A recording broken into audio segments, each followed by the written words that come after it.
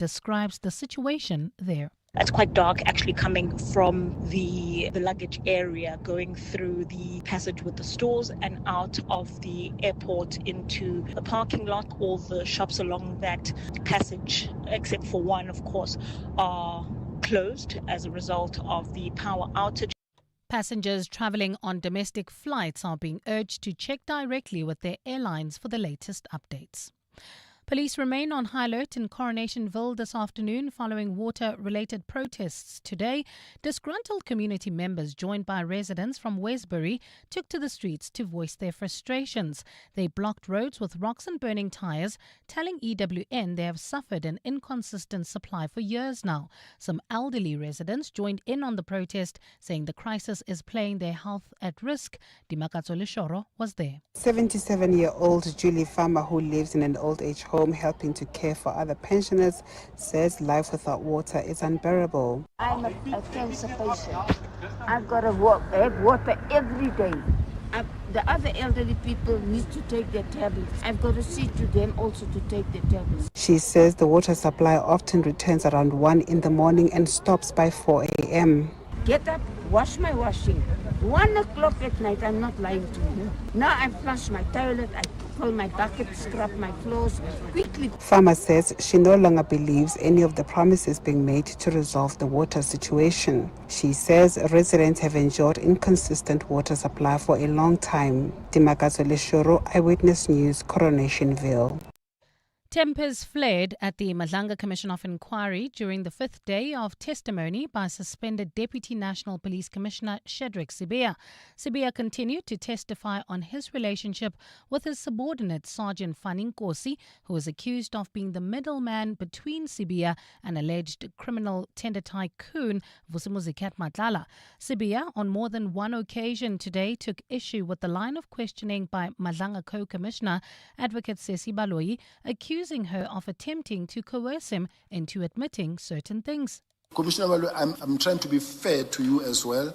As you are the person who's here to ask me questions on probe, I must respond. But I'm just asking one favor, that when you ask me a question, allow me to respond and finish as well. But Baloyi stamped her authority, claiming she in no way was trying to influence Sibiya into admission. And you can keep complaining about me. I will ask you my questions.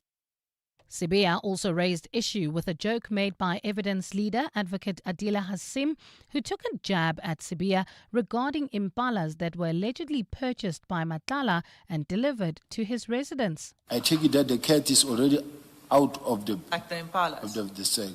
You see, I don't want to say she's being arrogant. But she's making a joke. No, you started it. But Chair, we need to really respect each other and try to be modest with one another in a platform like this and be professional. President Cyril Ramaphosa has assured the nation the investigation into the circumstances which led to 17 men being lured to Russia is continuing. 4 of the men returned from Russia last week following government's intervention. They left South Africa thinking they would be employed in high-paying jobs, only to find out they would be put on the front lines of the Russia-Ukraine war. Ramaphosa has welcomed those that have since returned and says efforts to assist the remaining are continuing. Presidential spokesperson Vincent Magwenya says Ramaphosa has thanked the Russian president for his cooperation in the rescue mission. President Ramaphosa has expressed his heartfelt gratitude to President Vladimir Putin, who responded positively to his call to support the process of returning the men home. President Putin had pledged his support during a telephone call with President Ramaphosa that was held earlier this month. And in Iran, an army helicopter has crashed into a fruit market in the central province of Isfahan, killing 4 people. The pilot, co-pilot and 2 fruit vendors on the ground were killed during that accident. According to reports, the crash has been attributed to a technical malfunction. Iran has suffered several air disasters in the recent years, with officials complaining of difficulties in acquiring spare parts to keep its aging fleets in the air. Gold is trading at $5,172.42 an ounce. The rand is at 15.98 to the dollar, 21.58 to the pound, 18.85 to the euro, and Brent crude oil is at $71.49 a barrel. Lombardy Estate, Pretoria, traffic heavily backed up. This is on Graham Linwood Road between Boschkop and Solomon Mahlangu. Look out for those faulty traffic lights in Randburg, at Witkoppen and Riverbend, as well as in Lone Hill at Lone Hill Boulevard and Main Road. In your sport, the Proteas women to face Australia in their T20 World Cup opener. Michael Carrick hails the mindset of his Manchester United players after a crucial win over Everton, and the Springboks to kick off their season against the Barbarians in Gqeberha. It's a cloudy afternoon in Gauteng today with isolated showers and thundershowers expected. Temperatures have peaked at highs of between 23 and 24 degrees. The top story in EWN this hour, international flights leaving the Cape Town International Airport have been temporarily suspended after a fire which broke out on the premises earlier today. EWN, in touch, in tune and independent. For the latest, visit ewn.co.za or download the EWN app. Get your brain in the game and win big on the Brain of 702. Enter now on primemediaplus.com. T's and C's apply. You're with John Perlman on 702. Streaming on the Prime Media Plus app, DSTV channel 856, 92.7 and 106 FM.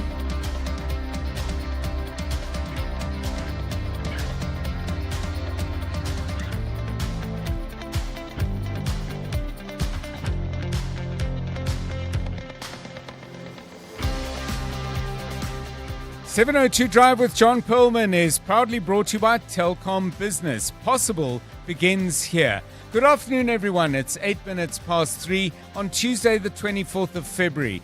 This is 702 Drive with me, John Perlman. Wherever you are listening to us in 702 land, welcome to the show. International flights out of Cape Town, as you heard a moment ago, have been suspended after a fire at the airport. More on that story coming up shortly. In other stories, 11 of the men who were trafficked to Russia and then abducted to go and fight on the front line of that country's war against Ukraine will be returning from Russia tomorrow. Good news, but so much more that we need to better understand about what actually happened that led to them being treated in this way. We'll look at that story after 5 o'clock. We'll continue our quest to better understand our country's water crisis. Water boards play a crucial role in planning and oversight and making sure that the overall system is invested in for the long term. Yet very few of the members of these boards are actually engineers. Startlingly low number, in fact. Why this weakness and what are its consequences? We'll talk about that with Sikari Payane Shakane, who is CEO of the South African Institute for Civil Engineers. And it's day 5 on the witness stand for suspended Deputy National Police Commissioner General Shadrach Sibia. Oren Singh has been watching the morning's proceedings. We're well into the afternoon session, and Oren is with us in about 15 minutes' time. On the markets, a small dip in the all share after yesterday's good run, currently down by 340 points. Resources down particularly sharply, 1.1%, the loss on that index, with gold miners probably affected by some profit taking. Harmony's down by 2.9, DRD gold by 2.7, and Anglo gold by 2.3. Another day in the red for SPAR today, which is still falling but not as far or as fast. SPAR down by 2.3%. Some upside for some shares. Mondi has gained 3.3%. Telkom is up by 2.5%. Nedbank has gained 1.5%. Rand is trading at 16 Rand 2 cents against the dollar. No change over the past 24 hours on that. A euro will cost you 18 Rand 88, again similar to this time yesterday. 21 Rand 61 will get you a pound. Not much movement there either. Oil is still expensive, no big increases today, but the price of Brent crude still well above $70 a barrel, currently trading at $71.48. Stephen Critters joins us with all the market news. He's with us at 4:25. We'll get sport with Tolakele Mganga. Mbali Dlamini has the latest news headlines. Karabo Chale is keeping an eye on the roads.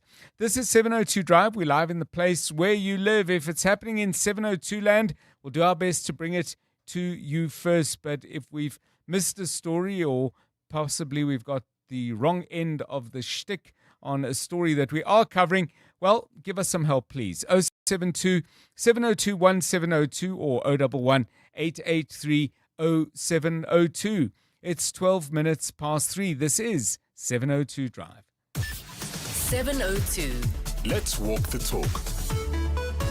As always, loads to talk about, lots to inquire about, plenty to think about. Two people in particular at 10 to 5 will need to think very carefully and quickly. That's when we have another round of the brain of 702. 4 more days to go.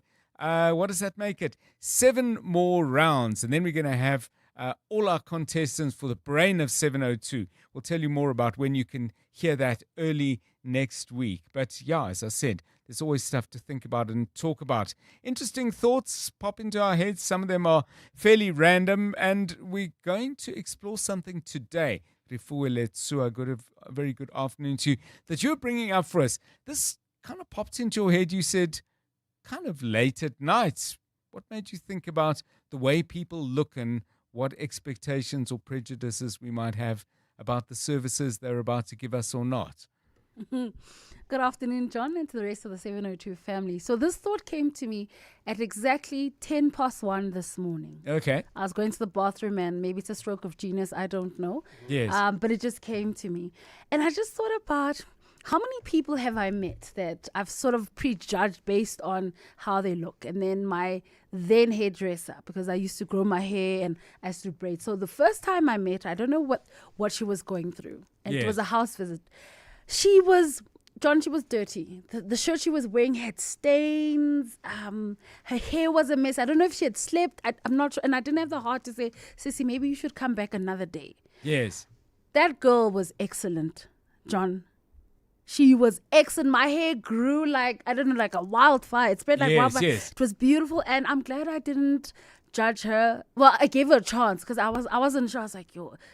She doesn't look the part. She doesn't. And she was Yes. just, I don't know. And then later on I found out that she hadn't been sleeping because she had a newborn. And she was late because she was late coming to my house. And she had to find someone to take care of the child. So her clothes, probably because she'd been feeding the kid and so on. And Okay. she just, you know, when you want to ask a person without judgment, would you like to take a shower first? You need a nap. And I wasn't judging because she looked like she'd gone through the most, because I didn't know her. She was a referral from a friend. So I was like, yo, Rifu, are you sure you want to grow this hair? I'm not sure how you can say to someone, would you like to take a shower, without sounding judgmental. Yes, because I'd be offended. Park that for a minute. But so what's the bigger question? Is it that we have expectations about how a particular service provider should look? I mean, for example, if you call for a plumber and the guy arrives in a pair of turquoise pastel slacks and a pink golf shirt, you might think, sorry, are you the plumber? You know, Definitely. so this thing can work both ways. But the bigger question is what? Should people try to look the part, or should we be less quick to judge them when they don't? Or both? I think it's a bit of both. I mean, we do judge a book by its cover. Yes, we try not to. Yes. But I think a bit of both, John. I mean, even with the plumber example that you've given, if you are out here looking like a model and you're supposed to be fixing my things, I'd be like, hey, are you sure you shouldn't be on a catalog or something? I must tell you something in that regard. At the place where I live, they were looking for a caretaker, you know, which involves a whole lot of things. And some of them is, you know, going to fix things that are broken. And one of the guys who worked at the place said, I don't think he's the right guy. Did you see his shoes? And the guy had really nice shoes, like dress shoes. And he thought, if I'm going into battle against a plumbing system or an electricity problem or whatever, I don't want the guy to come with suede loafers. He needs boots. I'm not sure how traffic guys should dress or radio hosts. But what about you? I mean, Karabo Chali, good afternoon to you. Traffic in a moment. But when you are going to buy a service, maybe you have your haircut or something like that. Do you have an expectation of how the person should look? Yes, and I was once very anxious. My son had tonsils issues, so my GP recommended a specialist to do the surgery. Right. And then when we met the surgeon for the first time, I kid you not, she looked like a model, weave, all groomed face. She looked very, very young. She didn't look like somebody who's going to be that's an interesting doing angle. Surgery. You know, her nails were done. She looked young, and she didn't look like somebody who's going to be tackling such a serious surgery. So I was like very worried that day and very anxious. But hey, it turned out to be a successful surgery. Yeah, so you've added an extra dimension there. You want the person not to look too young, but you also don't want them to look a bit too old, you know? All these elements. We started off with outfits and hairdos. Now we're on age. So the impressions created by somebody from whom you're either buying goods or who's providing a service that you need. It might be on the serious end, you know, where you're talking about your child's health, perhaps less serious, although some people might disagree in regard to in regards to getting your hair done and that kind of service as well. But do you form quick impressions? Do you give people a chance, as Rifue did in the example she gave to get us going? Give us a call, please, on 011 883 0702 and 072 702 1702. 17 minutes past 3. Let's catch up if we can. With what's happening out on the roads. Karabo, over to you. Well, not looking too bad at this hour, John. Things are fairly quiet around Joburg, but there's a slight delay leaving the Sandton area heading towards the M1. That's on Greyston Drive between Rivonia Road and Catherine Street in Lombardy Estate, Pretoria. Traffic is also a little bit backed up. This is on Graham Linwood Road between Boschkop and Solomon Mahlangu. Look out for those faulty traffic lights in Lone Hill. At Lone Hill Boulevard and Main Road. There's also slow-moving traffic in Polshof at Witkoppen and Main Road. If you come across any other traffic issues, please WhatsApp us on 072 702 1702. Africa Milani. Weekday mornings, 4 to 6. Why will you be going on strike on Thursday? We reject with the strongest contempt it deserves the increase by GEM of 9.8%, which is coupled with the reality that last year they increased by 13.4%. That's what we want to reject with strongest contempt it deserves, because we try to engage them. They seem to be listening to us but not hearing us. That's why we now are angry. We don't want to listen to them anymore. Simon Hlungwane is the president of the Democratic Nursing Organization of South Africa. Africa Milani. 4 to 6 on 702.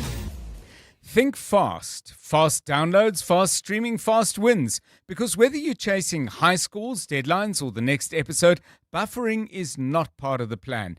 That's why your home needs the power of OpenServe Fiber. Fast, reliable Wi-Fi that keeps up with your life. And when you sign up before the end of March, you'll score a free Netflix voucher. Level up your home connection with OpenServe Fiber and feel the difference speed makes. Visit openserve.co.za today. T's and C's apply. 10 years ago, Illuma Capital set out with one goal: to help people like you build a legacy for tomorrow.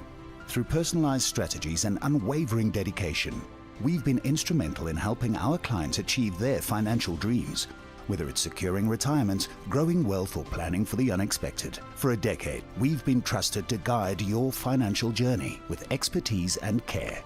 Visit illuma.co.za today. Illuma Capital is a licensed FSP. T's and C's apply. Listen up, corporates. Wrap up your tax year on a meaningful note by donating to DKMS. Your support assists in fighting life-threatening blood cancers by enabling DKMS to recruit more potential donors, as well as raising patients' chances of finding a match. And there's an added advantage. Enjoy the benefits of a Section 18A tax certificate, which grants your company a well-deserved rebate. Be a force for good this tax season by giving those in need a new lease on life. Email fundraising@dkms-africa.org to donate today. Bridge Builders invites you to an empowerment brunch on Saturday, 7th March at the Johannesburg Culinary and Pastry School. Join community leaders, change makers, and special keynote speaker of council in the city of Johannesburg, Margaret Arnolds, as we build bridges of hope. For info and tickets, call 078 054 0551 Bridge Builders, building bridges of hope for future generations. 702 was in conversation with Standard Bank Corporate and Investment Banking, discussing the African Markets Conference 2026.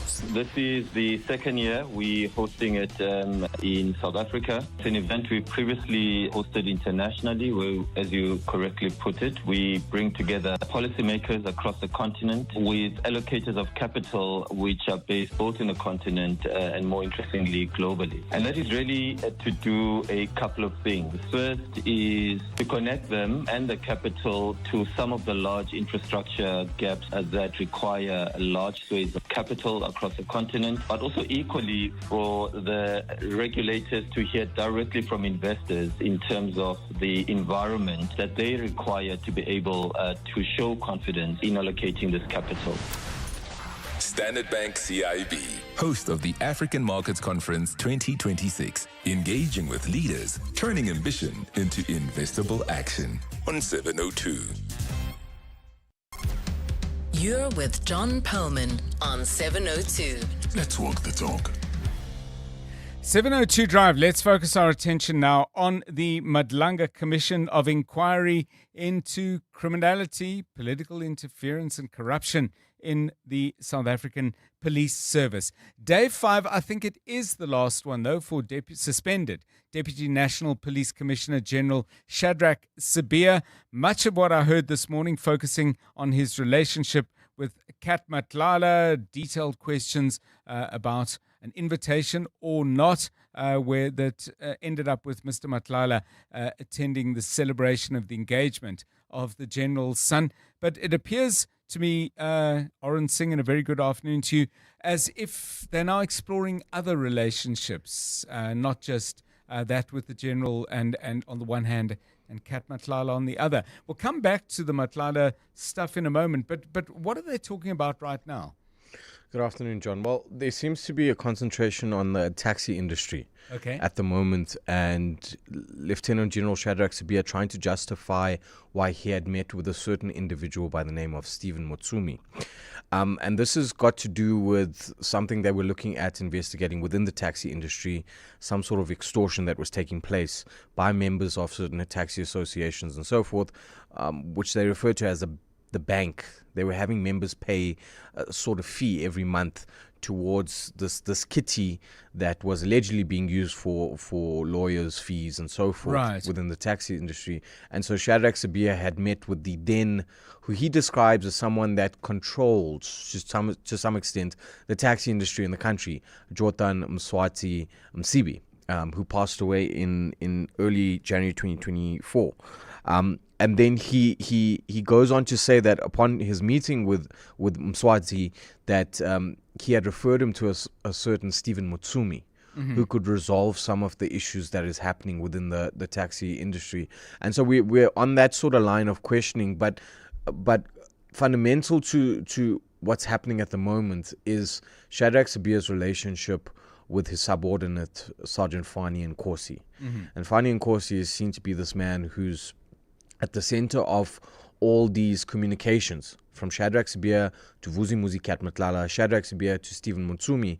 And the commissioner is saying that, look, Stephen Mutsumi is obviously someone of great power and value. If he was referred to by Jotan Msibi to resolve issues within the taxi industry, you had a personal sort of connection with him. Why didn't you pick up the phone and call him directly? Why does your communication for meeting with Mutsumi have to go through Sergeant Nkosi? And it was the same line of questioning with Kat Matlala. Why does a meeting with Kat Matlala have to go through Sergeant Nkosi? Why does an invitation to your house for your son's engagement have to go through Sergeant Nkosi? And I think that's been the bulk of what we've been going through this afternoon. Shadrack Sibiya, adamant that Sergeant Nkosi is close to these people, and at one stage referring to the underworld, people within the underworld, and that's very something that's very controversial for a policeman to be close to people in the underworld, but not too far-fetched from the dealings of what organized crime has to deal with. So I think the commissioners don't seem to understand why Sergeant Nkosi played such an instrumental point within these communications, bearing in mind that he's a junior within the rankings of SAPS, holding a ranking of sergeant as opposed to a lieutenant general. Just for clarification, I mean, the phrase that comes to mind in as you were describing the questions and the answers they're getting is that this all is in the realm of plausible deniability. If I never deal directly with you, Oren, but because I shouldn't be dealing directly with you, particularly on some of the issues that are being interrogated in this framework, I can always say, well, I never had a relationship with you, but there was this go-between. But Is Sergeant Nkosi, who up till a while ago we knew as witness F, but because his name has been used so often, it's now being used whenever his name does come up. Did he have a direct line of report? I mean, I know he's his subordinate because virtually everybody would be to the Deputy National Police Commissioner. But did they work in the same little pod in the police force? Is there a reason for them to have such a close relationship other than the fact that Sergeant Nkosi appears to have these connections? Not within the same sort of spectrum. I would suspect that Sergeant Nkosi would report to Gauteng organized crime head Richard Shibiri. Okay.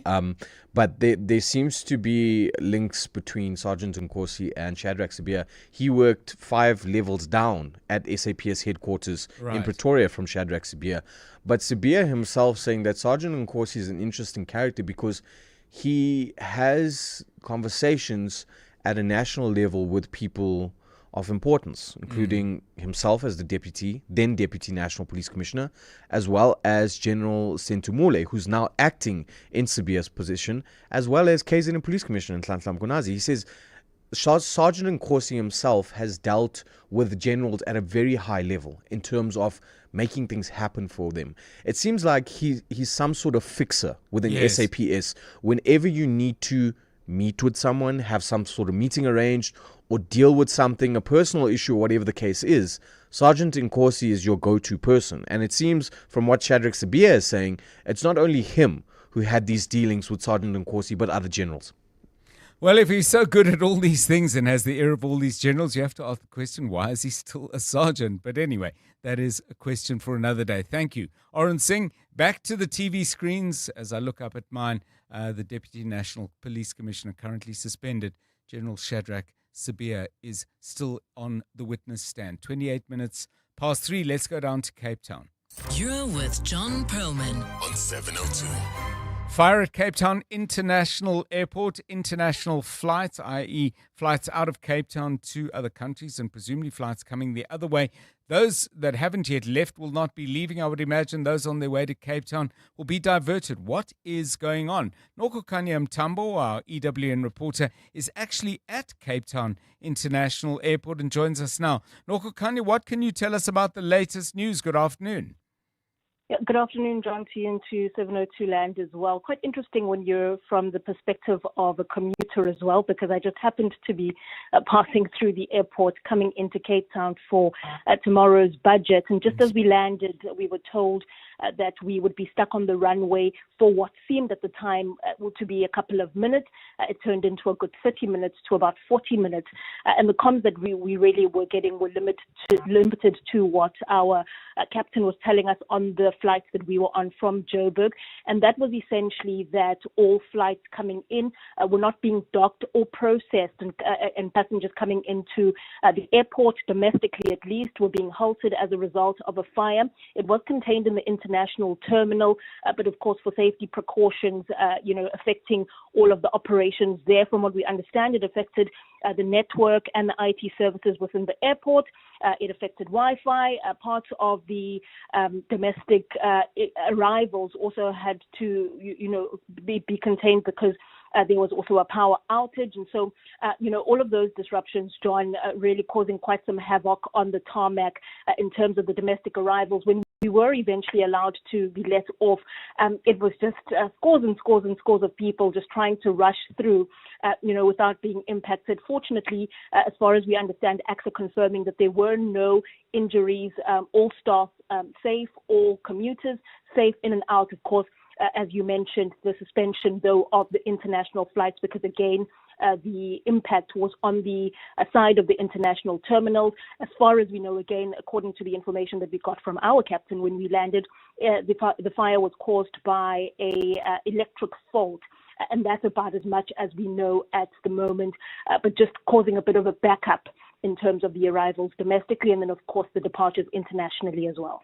Thanks so much, Nokukanya Mtambo, on her way to Cape Town, as she said, to cover the budget tomorrow. Don't miss her coverage. Stephen Crutis, of course, will be centrally involved as we do the budget tomorrow, which is going to be very, very interesting indeed. Let's catch up with all the rest of the news. It's 29 minutes to 4. Bali Dlamini standing by to update us. A very good afternoon to you. Thanks, John. Good afternoon. Experts have called for National Treasury to detail interventions to address the country's water crisis when Finance Minister Enoch Godongwana delivers Budget 2026 tomorrow. The call comes amid a frustrating few weeks for residents in parts of the country, including those in Johannesburg as well as Tshwane. Residents and businesses have been dealing with water supply disruptions caused by a combination of aging infrastructure, high demand as well as leaks in the system. Nokukanya Mtambo reports. Tensions over dry taps escalated to protests in affected areas before government entities put their heads together to announce plans to address the crisis. This includes plans for infrastructure maintenance and upgrades and the ring-fencing of infrastructure grants and reprioritization of budgets to focus on critical water projects. Despite the assurances, water has now been described as the next big disaster, replacing the energy crisis which frustrated residents and businesses and crippled the economy.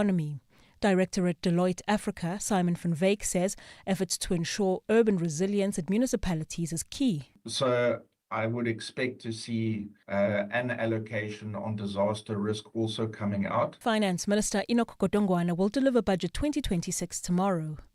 Nogukanya Mtambo, Eyewitness News.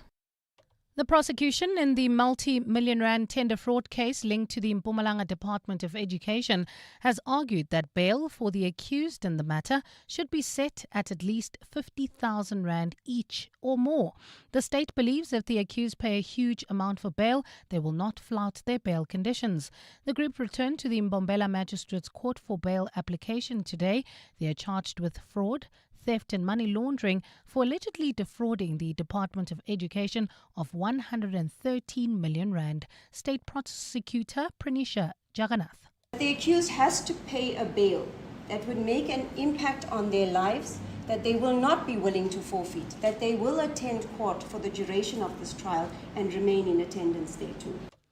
And various civil society organizations have protested outside the Western Cape High Court today to oppose the City of Cape Town's auction of more than 50 parcels of public land. The City of Cape Town says the properties are zoned for residential, commercial, industrial and mixed-use purposes and will be made available for sale and lease on Thursday. Earlier, the protesters gathered at the Good Hope Centre, which is one of the properties the city aims to auction. Carlo Peterson has more. Properties to be auctioned include the Good Hope Centre precinct and parcels of land in Mitchell's Plain, Atlantis, Sparrow and Goodwood. Lawyers representing the collective of land activists have filed an urgent application to halt the city from auctioning the land.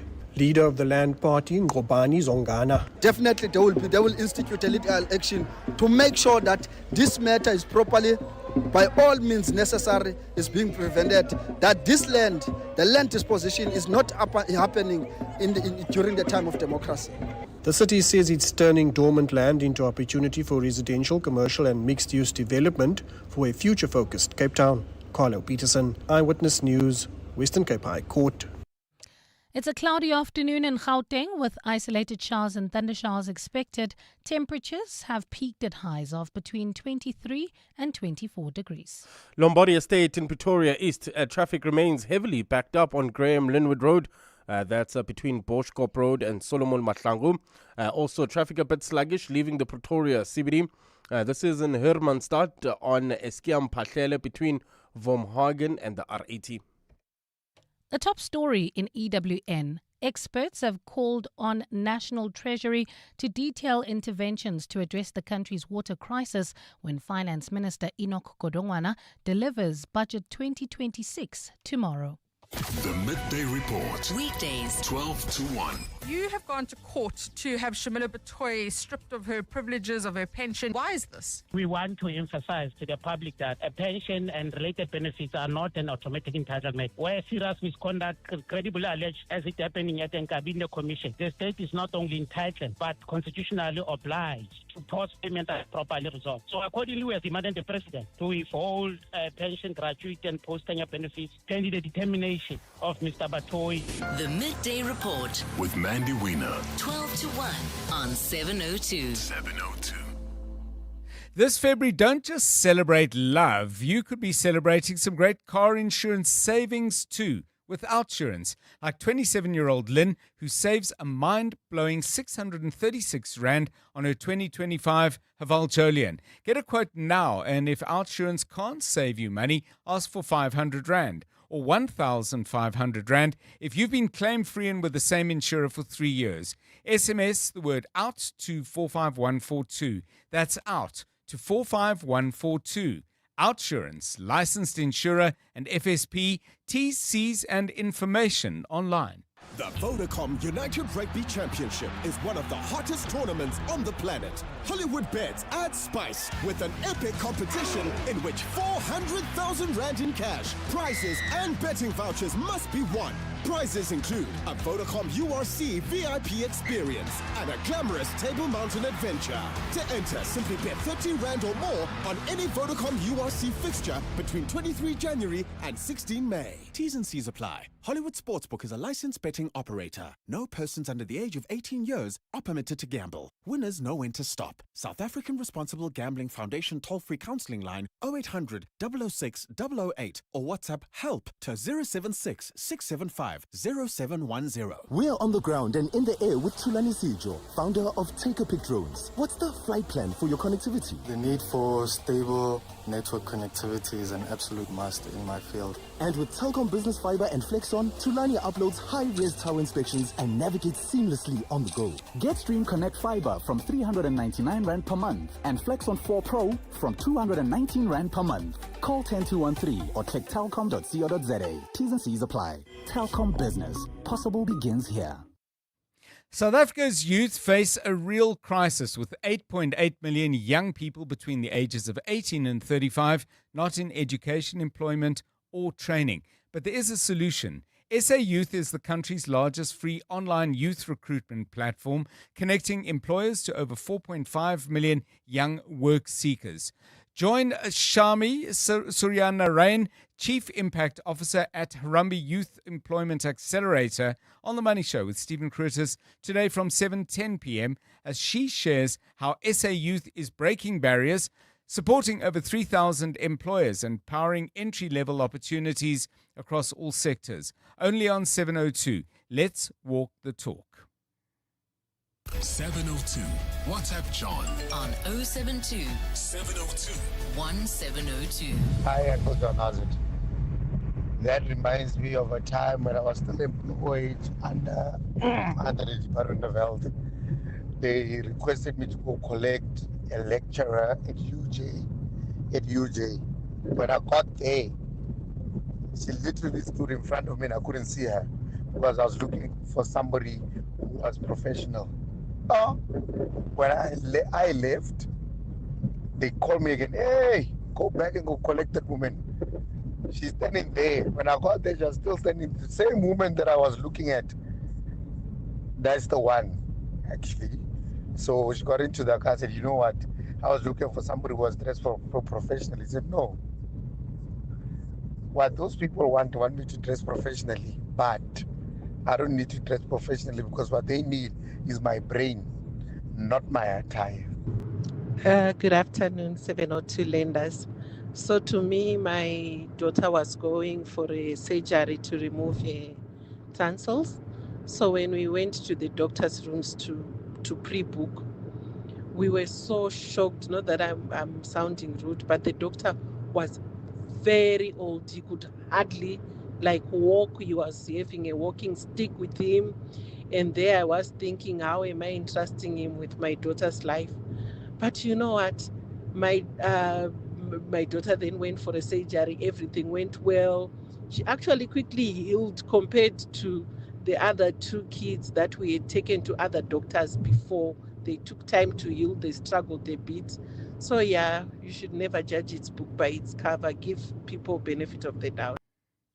Yeah, that's our theme. And if you missed the way we set it up, we were just talking about what are your expectations of how people who do particular services, practice particular professions or whatever, how do you expect them to dress? And do you give them a chance if they don't meet those expectations? And if you have done that, how's it turned out? Lots of stories out there. We'd like to hear them. Send them to us, please, on 072 702 1702 and 011 883 0702. It's 19 minutes to 4. It's sports time. EWN Sport. Men's T20 World Cup cricket underway, and of course later in the year in England it's the turn of the women's teams. Tolakele, I believe we now have the fixtures. Absolutely, John, and the complete schedule for that tournament is out and will open with a clash between hosts England against Sri Lanka on the 12th of June. South Africa in Group 1 and will play Australia in their opener before further pool games against India, Pakistan, Bangladesh and the Netherlands. The final will then be played at Lord's Cricket Ground on July the 5th. In the men's tournament, the West Indies began their Super 8 campaign with a comprehensive 107-run win over Zimbabwe. The victory came after they posted 254 for 6, which is the highest ever tournament total. But Captain Shai hopes his records are not their focus. It's not something to really focus on. You want to get the win. This is the stage of the tournament where you're more focused on playing your best cricket. If you do happen to get past those milestones, then you talk about it at the end and guys will congratulate each other. But it's definitely not at the forefront. You never go to bat thinking, okay, I want to score 275 or 350 in a T20 game. It's just about getting as many runs as you possibly can and putting the opposition under pressure. Michael Carrick believes that his Manchester United players are learning to trust each other more following a 1-0 win over Everton in the Premier League last night. Benjamin Šeško's 8th goal of the season secured the 3 points for the Red Devils, who move into 4th spot. It takes a lot of different things to win games. Sometimes it'll come a little bit easier and it'll click and goals will flow and you attack well and the game is a lot more in kind of your favour. Other times, like tonight, credit to Everton, it was a bit of a tight game in some ways and then it was a little bit sticky. It wasn't flowing as much for us, but I think the spirit and the belief and the trust that the lads are gaining between themselves and between all of us, I think is important, and we kind of spoke about that before the game, really, if sometimes you've got to rely on that and to have it, don't take it for granted, and they had it tonight. The SA Shield is on the line when the Stormers travel to Joburg for a clash with the Lions in the United Rugby Championship this weekend. Their assistant coach Davi Snyman has discussed the trophy meaning for his team heading into the business end of the campaign.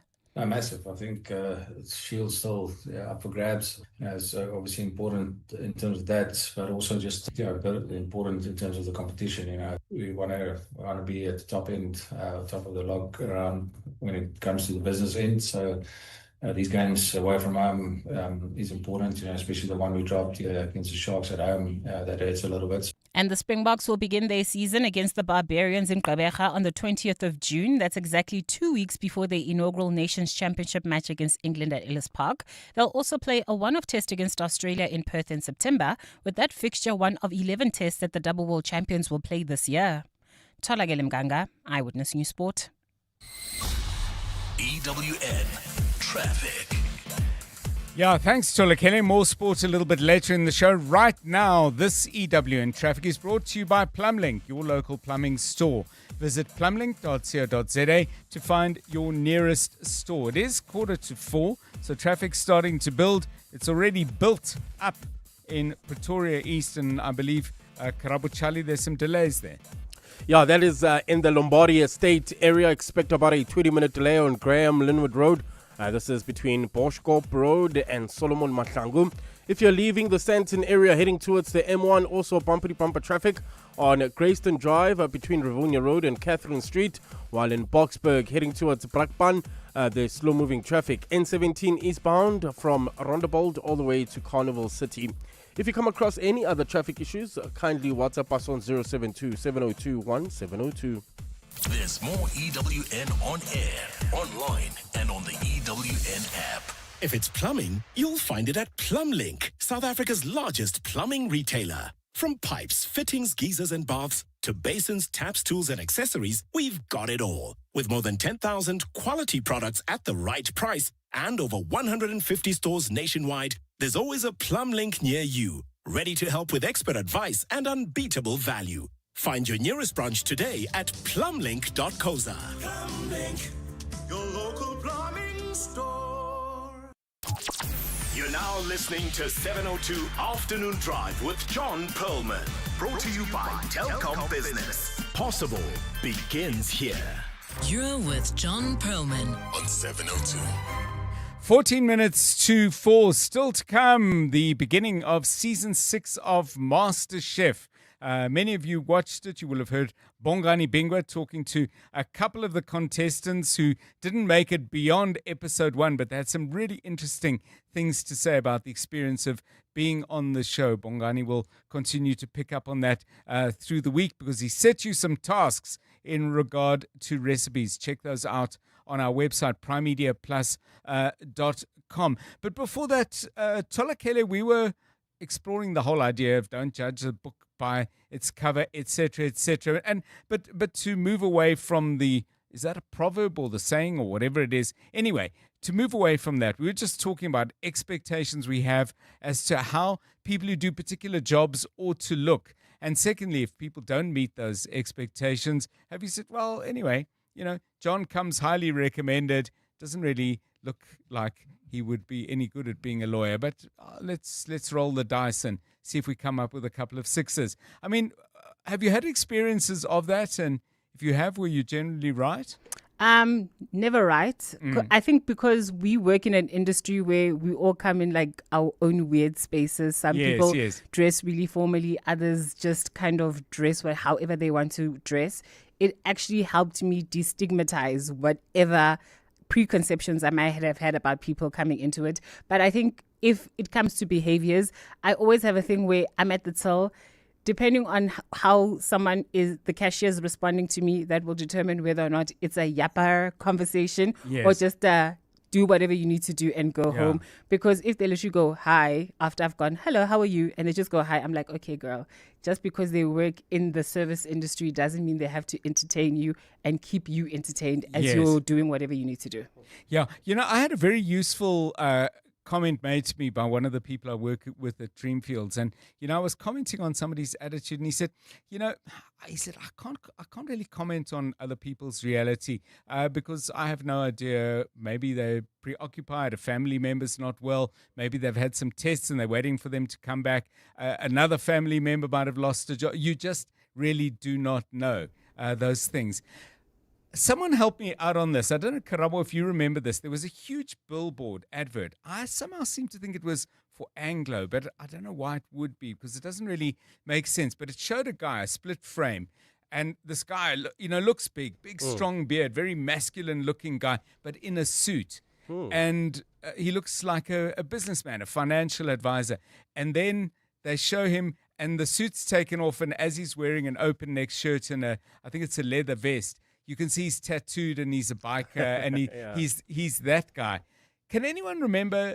No, I don't remember. Okay. Anyone remember what that was an ad for? But I think it was making that point that you never quite know who's who just by looking at them. Like, I think I remember telling you a story when I was job shadowing at a hospital where there was this cool surgeon. Yes. He had like tattoos all over. And I was like, this guy is the funkiest doctor I've ever come across. But then he was actually brilliant. He was the head of he was like head surgeon of the hospital. So you never judge a book by its cover. And I guess it shows that we all need to we all show up the way we need to present ourselves for the specific role that we have. Sometimes your little personality will poke through. Maybe you like to wear colorful socks and your tattoos. So just let people be whatever form of comfortable they are, and if it makes you uncomfortable, that's your issue to deal with. Yeah, so there's plenty to think about there. Please join the conversation. Share a story if you have one. Give us a view if you think it might sway the debate. 072702 1702 and 011 883 0702. It's 10 minutes to 4. Drive home with John Perlman on 702. Let's walk the talk. So put this in your diary. Sunday evenings, ETV at 6 p.m. It's season 6 of MasterChef. The first episode, we did have, of course, Celebrity MasterChef earlier in the year, but underway, finally, with season 6. 2 contestants have already said their goodbyes and left the show, but there's a long, long way to go. And of course, for the judges, there's a lot of hard work ahead. One of the judges, as you well know, I'm sure, is Justine Drake, who's been with MasterChef from the start. She joins us now on 702 Drive. Justine, a very good afternoon to you, and thanks for giving us your time. I'm sure all the contestants are really, really nervous. Some people might assume no nerves for the judges. I wonder, though, if that's true.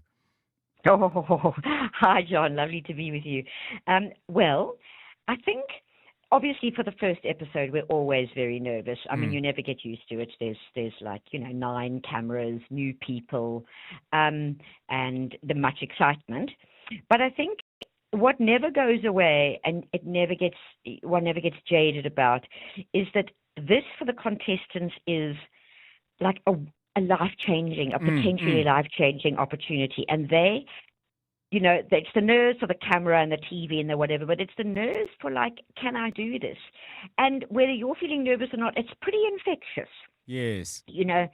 And as the show ramps up and the challenges get, more complicated and talent increases, it's a different kind of nerve, but there's definitely a lot of stress and panic involved from everybody, not just the contestants, I will say. Yeah, because it's a show, I guess, and if you do the analogy perhaps of a very popular musical, people know the music, kind of know what they're going to get, but they're coming to this performance, and this performance has to be memorable. There's no point in saying, well, Cats is a great musical, but the night I went, it wasn't that great. Tell me this, Justine. I mean, take us into the judges' conversations before a new season begins, because presumably every season has to shift and be a bit different because life changes, cooking changes, social media changes. I can imagine a number of little cross-cutting winds that would blow through any series. What kind of things do you guys discuss as you start planning how you're going to give it your best? Well, I think this time we were changing channels as the sort of the biggest change right. to ETV. So that gave us a much broader audience, and it gave us an audience that. So I wrote the show as well, which I'm only mentioning because I really felt for the change of audience we needed to really make sure that it was edutainment. So it wasn't a whole lot of frou-frou, foams and puffs and things. And actually, yes. you could take something away. You could think, I could make that for dinner, or I'd like to eat that, and it could genuinely be within your realm. So it's not that anybody is, just before somebody jumps down my throat, I didn't dumb anything down. I just made it relevant to the market. So I think it's quite useful for everybody because now you can think of, 6 things you didn't know to do with chicken, rather than sort of, let's say, concentrating on how to make 3 different kinds of foams with using apple peel, if you know what I mean. So that was, I think, the one big difference. The other difference for this particular show is we have realized, well, obviously the contestants are always important, but just how they can make or break a show. So we spent an enormous amount of time on the auditions. Yeah. Both Zoom auditions and hot auditions. And so the group of people is just terrific. They really bonded. There was enough jeopardy, but there was lots of love and fun. There was a slight amount of madness. They were from all walks of life. So already it feels more like that sort of a reality show thing where you're completely involved, but at the same time a voyeur. You're sort of, oh, God, did she really do that? Yes, yes. And so it brings us all so much closer to the sort of excitement value, I suppose. I'm just looking at one of the promos for the show, and they talk about how there are people, obviously from the major urban centers, Johannesburg, Cape Town, and so on. There are people from, we could call them regional large regional towns like Kimberley. But you also have picked out people who are from really, really small towns, South Africa. So just to give two examples, Wakkerstroom, which is a beautiful town in the southern part of Mpumalanga, Drakensberg foothills, Malgas, which is in the southern Cape, Western Cape, the province, but people might know the area on the road to Witstrand. It's also a very, very small town. Were you have you always done that on MasterChef, or were you specifically looking for that and saying there are gems in tiny places as well, like the Overberg? I think a bit of both. You know, you still need the contestant who can cook or has a story or a narrative. Right. But we really wanted it to be a cross-section geographically, never mind culturally or any other way, of South Africa, so that we didn't get all Cape Town or all Joburg, because obviously those are the metropolitan centres, they're the biggest. And we got an enormous amount of people from KwaZulu-Natal, which we hadn't had before. So it really is, I don't know, can I say the luck of the draw? Yes. But there was a lot of concentration on trying to get a cross-section of our country. Do you get hungry?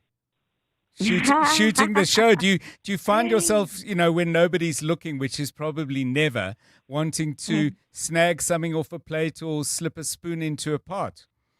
Absolutely, I do. By the end of the day, not so much. I can tell you that I never eat dinner, but I definitely, by the time you smelled all those wonderful smells and seen all because the products are so great, the ingredients are so wonderful, that you're definitely ready to eat when we do our first tasting. Because we do two tastings, interestingly. One not on the camera, where when they've just finished cooking, we taste everything hot, and then time goes by and they do whatever they need to do, diary entries, and we do things, and then we go back and then we taste it again. So by that stage we've eaten it twice, which doesn't sound so difficult until you think that sometimes, it's certainly at the beginning of the show, we've got to eat 20 dishes twice.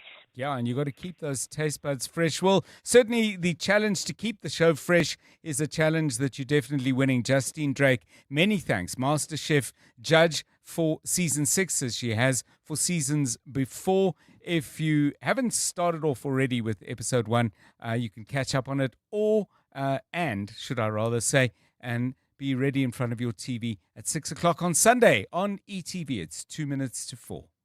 Aubrey Masango. Weekday evenings, 8 to midnight. Hey, Bafowethu, I'm told one of the people who has been receiving bribes as a result of this case that the SIU has now reported on built a whole road leading to their house. What are we saying, Kokasi, wherever we live, when somebody is building a road leading to their gate? What are we saying? It's easy and even understandable to blame the foreign national. I understand that. But the problem is not really the foreign national. The problem is the one who's selling us out. Yeah, the one we drink with at the Chisanyam. Aubrey Masango. 8 to midnight on 702. 702.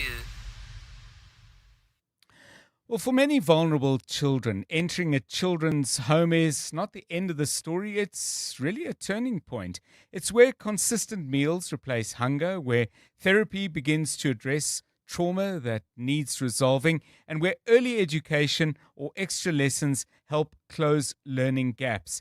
Now, we are going to be focusing this week, Thursday, in fact, on one of these homes that absolutely transform young people's lives. Hearts of Hope provides exactly what I was just talking about, a nurturing, structured environment.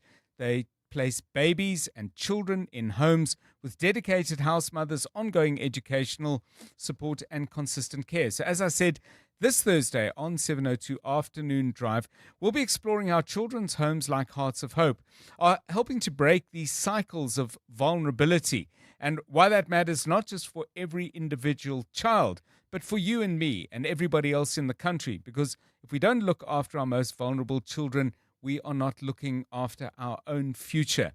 And many of you are doing that already, by the way. I think you know, but let me remind you that every swipe of your Dis-Chem Better Rewards card helps sustain safe spaces like these and extend the impact that they have on South Africa. The Dis-Chem Foundation, caring for the community.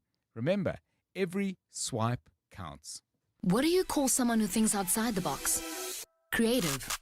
But what about someone who codes the box, brands it, sells it, rebrands it, and leads a team that reinvents it? That's a Red and Yellow graduate. Apply now to Unleash Remarkable with Red and Yellow Creative School of Business, a member of Honoris United Universities. Naked people are totally zen because naked people spend less time on insurance admin and more time meditating. Go to naked.insure now, get a car insurance quote in 90 seconds, and get naked. Naked Financial Technology is an authorized FSP. Driving the conversation on 702 Afternoon Drive with John Perlman. Powered by Telkom Business. Possible begins here. This is EWN. Disruptions continue at the Cape Town International Airport and not a smooth sailing day at the Madlanga Commission of Inquiry.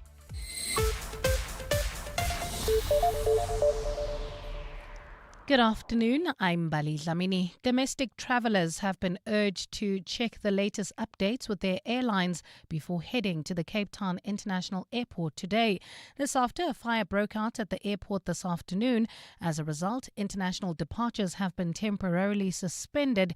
Airports Company South Africa says incoming international flights are being diverted to alternative airports. The fire, which has since been extinguished, has disrupted communication lines inside the airport. EWN reporter Nukukanya Mdambo landed at the airport amid the chaos and described to us the situation there. It's quite dark actually coming from the luggage area, going through the passage with the stores and out of the airport into the parking lot. All the shops along that passage, except for one, of course, are closed as a result of the power outage. Police remain on high alert in Coronationville following water-related protests today. Disgruntled community members joined by residents from Westbury took to the streets to voice their frustrations. They blocked roads with rocks and burning tyres, telling EWN that they have suffered an inconsistent water supply for years now. Some elderly residents joined the protest, saying the crisis is placing their health at risk. Dimakatso Leshoro has more. 77-year-old Julie Farmer, who lives in an old age home helping to care for other pensioners, says life without water is unbearable. I'm a cancer patient. I've got to have water every day. The other elderly people need to take their tablets. I've got to see to them also to take their tablets. She says the water supply often returns around 1 in the morning and stops by 4 a.m. Get up, wash my washing. 1 o'clock at night, I'm not lying to you. Now I flush my toilet, I pull my bucket, scrub my clothes quickly. Farmer says she no longer believes any of the promises being made to resolve the water situation. She says residents have enjoyed inconsistent water supply for a long time. Dimakatso Leshoro, Eyewitness News, Coronationville. Tempers flared at the Madlanga Commission of Inquiry during the 5th day of testimony by suspended Deputy National Police Commissioner Shadrack Sibiya. Sibiya continued to testify on his relationship with his subordinate, Sergeant Faninkosi, who is accused of being the middleman between Sibiya and alleged criminal tender tycoon Vusimuzikat Matlala. Sibiya, on more than one occasion today, took issue with the line of questioning by Madlanga Co-Commissioner Advocate Sesi Baloyi, accusing her of attempting to coerce him into admitting certain things. Commissioner Balu, I'm trying to be fair to you as well. As you are the person who's here to ask me questions on probe, I must respond. But I'm just asking one favor, that when you ask me a question, allow me to respond and finish as well. But Baloyi stamped her authority, claiming she in no way was trying to influence Sibiya into admission. And you can keep complaining about me. I will ask you my question. Sibiya also raised issue with a joke made by evidence leader Advocate Adila Hassim, who took a jab at him regarding impalas that were allegedly purchased by Matlala and delivered to his home. I take it that the cat is already out of the cell. You see, I don't want to say she's being arrogant, but she's making a joke. No, you started it. But Chair, we need to really respect each other and try to be modest with one another in a platform like this and be professional. The MK party says former National Director of Public Prosecutions Shamila Batoyi will not suffer prejudice if her pension payout is temporarily withheld. The party has filed an urgent application in the Gauteng High Court seeking to interdict Batoyi from receiving her pension benefits. It argues that there is a legal basis for withholding the payout, citing her alleged misconduct during proceedings at the Nkabinde inquiry. Alpha Ramshwana reports. Shamila Batoyi recently stepped down from the NPA after reaching retirement age, but the MK party is seeking to prevent her from receiving her pension payout. The party has written to the president asking him to establish an inquiry to determine whether Batoyi is entitled to her pension and other benefits. In its court papers, the official opposition party proposes that a pension payout be placed on hold pending the outcome of such an inquiry. However, legal expert Mpumelelo Zigalala says the party should not jump the gun. Currently, as we speak, there is no record that says she has done something which is wrong. So she should then say to the president, can you please do an inquiry? We need to provide evidence as to why that should happen. The president will apply his mind. If you don't agree with the president when he comes back with a no, you can always take it to court for a review. The matter is expected to be heard next month unless the court decides otherwise. Alpha Ramshwana, Eyewitness News. And in Thailand, authorities are investigating the deaths of dozens of tigers at a popular tourist attraction. 72 tigers died in less than 2 weeks across 2 facilities of Tiger Kingdom in Chiang Mai. The facility is a popular park where visitors can touch and interact with the big cats. According to authorities, samples from the tigers showed signs of canine distemper virus. The virus attacks the gastrointestinal and nervous systems of unvaccinated animals. While it is typically found amongst dogs, it can also infect big cats. Gold is trading at $5,157.13 an ounce. The rand is at 16.01 to the dollar, 21.59 to the pound, 18.85 to the euro, and Brent crude oil is at $71.49 a barrel. Lombardy Estate, Pretoria East, you can expect about a 20-minute delay. This is on Graham Linwood Road between Boschkop Road and Solomon Mahlangu. In Boksburg, traffic also heavily backed up. This is heading towards Brakpan, N17 eastbound between Rondebolt and Carnival City. In your sport, the Proteas women to face Australia in their T20 World Cup opener. Michael Carrick hails the mindset of his Manchester United players after a crucial win over Everton, and the Springboks to kick off their season against the Barbarians in Gqeberha. A foggy start to the day in Gauteng tomorrow, otherwise becoming partly cloudy. Both Johannesburg and Vereeniging drop to overnight lows of 14 degrees, peaking at 27, and Pretoria is at 16 degrees, reaching a high of 29 degrees. The top story in EWN this hour: domestic travellers have been urged to check the latest updates with their airlines before heading to the Cape Town International Airport today. EWN, in touch, in tune, and independent. For the latest, visit ewn.co.za or download the EWN app. 7:02. Drive home with John Perlman. John Perlman, 3 to 6 p.m. On 92.7 and 106 FM. Let's walk the talk. 7:02 Drive, it's 9 minutes past 4. How's your Tuesday going? Hope it's a decent week. We are almost at the end of February. Yup, going quickly the year is. Anyway, we've got plenty to come on the show, including this focus in the next 20 minutes or so. You know, we've covered the water crisis as it has broken, obviously, our news team and to some degree through interviews we do on the show, covering some of the blow by blow. But what we've also tried to do is understand some of the background to this crisis. You may have heard us last week, for example, chatting to the DG of Water and Sanitation National Department, Dr. Sean Phillips, and talking about how you manage problems of aging infrastructure. So there's that focus, and today we're going to be doing that again because very, very interesting and important piece appearing on the Business Day site, Business Live, businessday.co.za, I beg your pardon.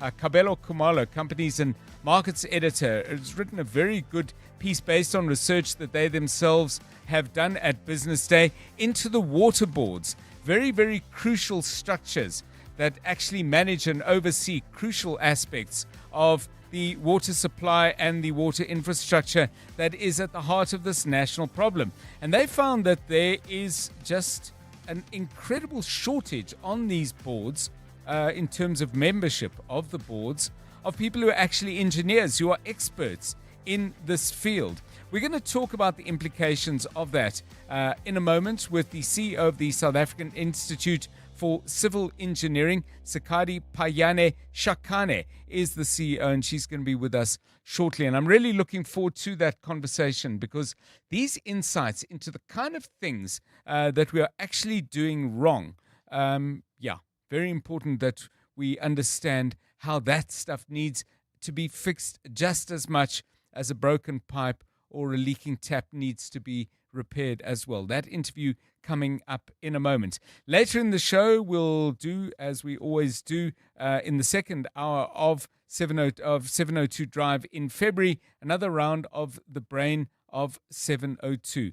And then after 5, we're going to focus on those people who were trafficked to Russia, forced to participate in that country's war against Ukraine. 11 of them will be returning home tomorrow. But even as they come back into the grateful arms of families who must have been through a particular kind of hell, they, of course, have been through something arguably much worse. But I think both parts of the family and loved ones line have been through a very, very difficult time. But while that is all good news, so much more needs to be understood as to exactly how this happened, because it appears as if it's still going on. That's coming your way after 5. It's 11 minutes past 4.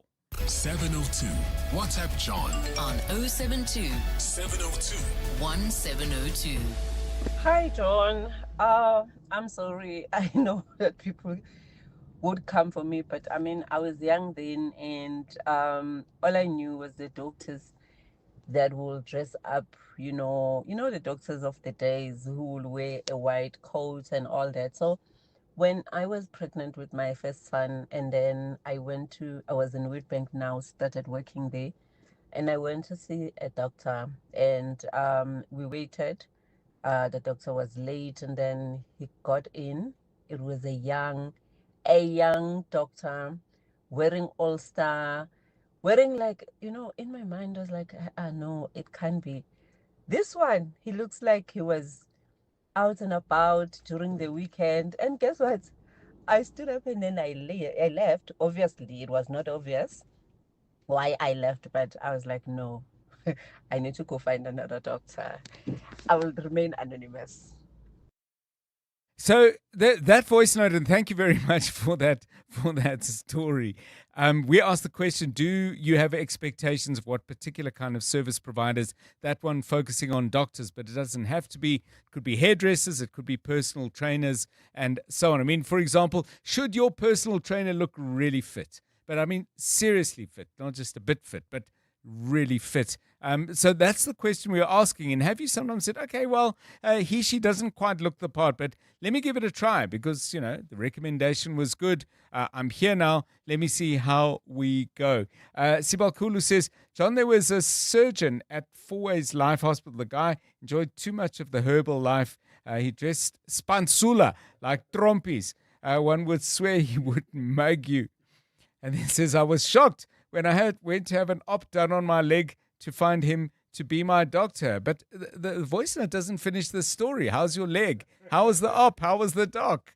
That's what we want to understand better. It's about cool if you've got a few more moments and your thumbs are still up to it. Just give us one more message and give us the punchline to what is taking shape as a very interesting and intriguing tale. 14 minutes past 4.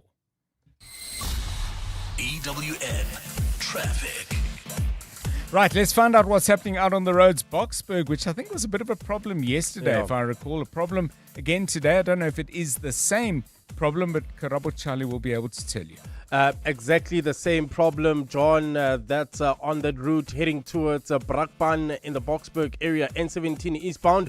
Between Rondebold and Carnival City, traffic heavily backed up due to roadworks.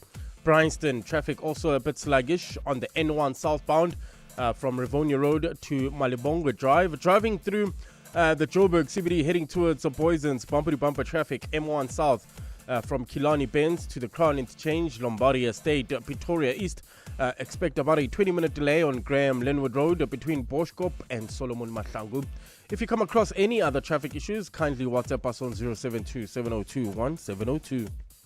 There's more EWN on air, online, and on the EWN app. Stay with 702 Afternoon Drive with John Perlman. Brought to you by Telkom Business. Possible begins here. Aubrey Masango. Weekday evenings, 8 to midnight. Hey, Bafowethu, I'm told one of the people who has been receiving bribes as a result of this case that the SIU has now reported on built a whole road leading to their house. What are we saying, Kokasi, wherever we live, when somebody is building a road leading to their gate? What are we saying? It's easy and even understandable to blame the foreign national. I understand that. But the problem is not really the foreign national. The problem is the one who's selling us out. Yeah, the one we drink with at the Chisanyam. Aubrey Masango. 8 to midnight on 702. 702. Make 2026 your year for personal growth. Apply now for the mid-year intake of either the Master of Business Administration or Postgraduate Diploma in Business Administration programs at Wits Business School. Their MBA and PDBA programs will equip you with the critical thinking and leadership skills necessary to face the challenges of the evolving world of work and business. Applications are now open for the July intake and close on 30 April. Visit wbs.ac.za for more info. Wits Business School, sculpting global leaders. Hollywood Bets introduces the Soccer Punters Challenge Weekday Edition, a new platform dedicated to the beautiful game. You stand a chance to score a share of the 1 million rand daily jackpot. Bet 5 rand or more on selected EPL, PSL and UEFA Champions League clashes during the week and correctly predict 8 out of 8 winning margins. You could also win the free daily leaderboard prize where a share of 25,000 rand is up for grabs. Bet now. T's and C's apply. Hollywood Sportsbook is a licensed betting operator. No persons under the age of 18 years are permitted to gamble. Winners know when to stop. South African Responsible Gambling Foundation toll-free counseling line 0800 006 008 or WhatsApp help to 076 675 0710. Outsurance business insurance. The cost was far less. I even have better benefits. Outsurance business insurance clients know that it pays to switch. And did you know you get 24/7 access to panic assistance, roadside assistance, and even office assistance for guest houses, catering companies, and all other businesses. Get a quote today and see why it pays to switch to Outsurance Business Insurance. Visit outsurance.co.za or call 08600 60,000 today. Licensed insurer and FSP. TCs and information online. Limits apply. When the Mahindra Fusion Fest 2026, powered by 702, brings you Z, Focalistic, Dali Wonga, Zoe Mudija, and more. Fashion, art, and music will take center stage. And so can you by playing the daily Mahindra Fusion Fest quiz on 702 for up to 10,000 Rand and 2 tickets to the fest. WhatsApp the keyword Mahindra to 072 702 1702 with your name and ID number. Every day this week from 1 p.m., 702 afternoons with Rebukile Mabucha could call you back. The Mahindra Fusion Fest 2026, powered by 702. TCs and more on primemediaplus.com. You're with John Perlman on 702. Let's walk the talk. 702 Drive, as I said earlier in the show, what we're trying to do when we get opportunities and when angles present themselves is to look at some of the underlying problems that may be making our water difficulties in South Africa more difficult than they should be. Referencing earlier this week, I was referring to a piece written by Kabelo Kumalo from Business Day, a company's editor there, and they did a survey of 7 water boards, they're critical structures that oversee all sorts of issues around and aspects of water provision in our country. And what they found was that a very small number of the people, the non-executive directors who sit on the 7 water boards, just 21% of those are engineers or water specialists. This seems very, very light given the gravity of the problem. To what extent might it be contributing to that problem. Let's welcome to try and get some insights to 702 Drive, Sikadi Payane Shakane, who is Chief Executive Officer at the South African Institution of Civil Engineering. Ms. Payane Shakane, welcome and thanks very much for giving us your time on 702 Drive. Before we talk about this, what appears to be a self-inflicted skills gap on the water boards, why are these boards so important? If you could just give us that for context before we get into the central issue. Thank you so much for inviting me to come and speak to you from the South African Institution of Civil Engineering. We believe that water boards, they not only administer administrative duties, but they're technically complex infrastructure operators. Right. And therefore, they affect, our day-to-day lives. And having governance without the necessary engineering competency becomes very compliance-driven instead of assurance-driven. And that is why it's important for us to ensure that technical institutions are led and supported by competent engineering professionals. I mean, if we take what you just said, Ms. Payane Shakane, into the kind of the workings of the board, presumably virtually every discussion, be it a budgetary one, be it a choice of how to prioritize the money that you do have, and so on, the balance between maintenance and spending on perhaps expanding infrastructure and so on, I would imagine every single conversation has a technical component to it. Presumably, if you're not getting that technical input, you can't balance those conversations out in the right way. Yeah, I do agree. Board structures nowadays are more aligned to finance and legal expertise than technical oversight within committees. So I do agree that perhaps boards are not necessarily asking the right questions or looking at a risk from what can go wrong instead of looking at it from what has gone wrong. And obviously, for you to be able to ask yourself what can go wrong, you need to have that infrastructural and technical oversight, and knowledge to be able to ask those correct engineering judgment and make that engineering judgment when called to do so. I would imagine if you looked at the members of SAICI, as people know, civil engineers who've been in practice for a good number of years, they would bring to a board way more than just technical competence, because any civil engineer who's out involved in a project would have to have sensitivity to environmental issues or know at the very least what questions to ask. They would have to have a sense of the social geography of the area where a bridge is being built, who should get the work, subcontractors and so on. I mean, to maybe characterize these engineers merely as technical people would be to miss out on the richness of their experience, because civil engineers by definition work out in the real world. I completely agree with you, and I wish this kind of notion can be taken throughout the entire infrastructure ecosystem.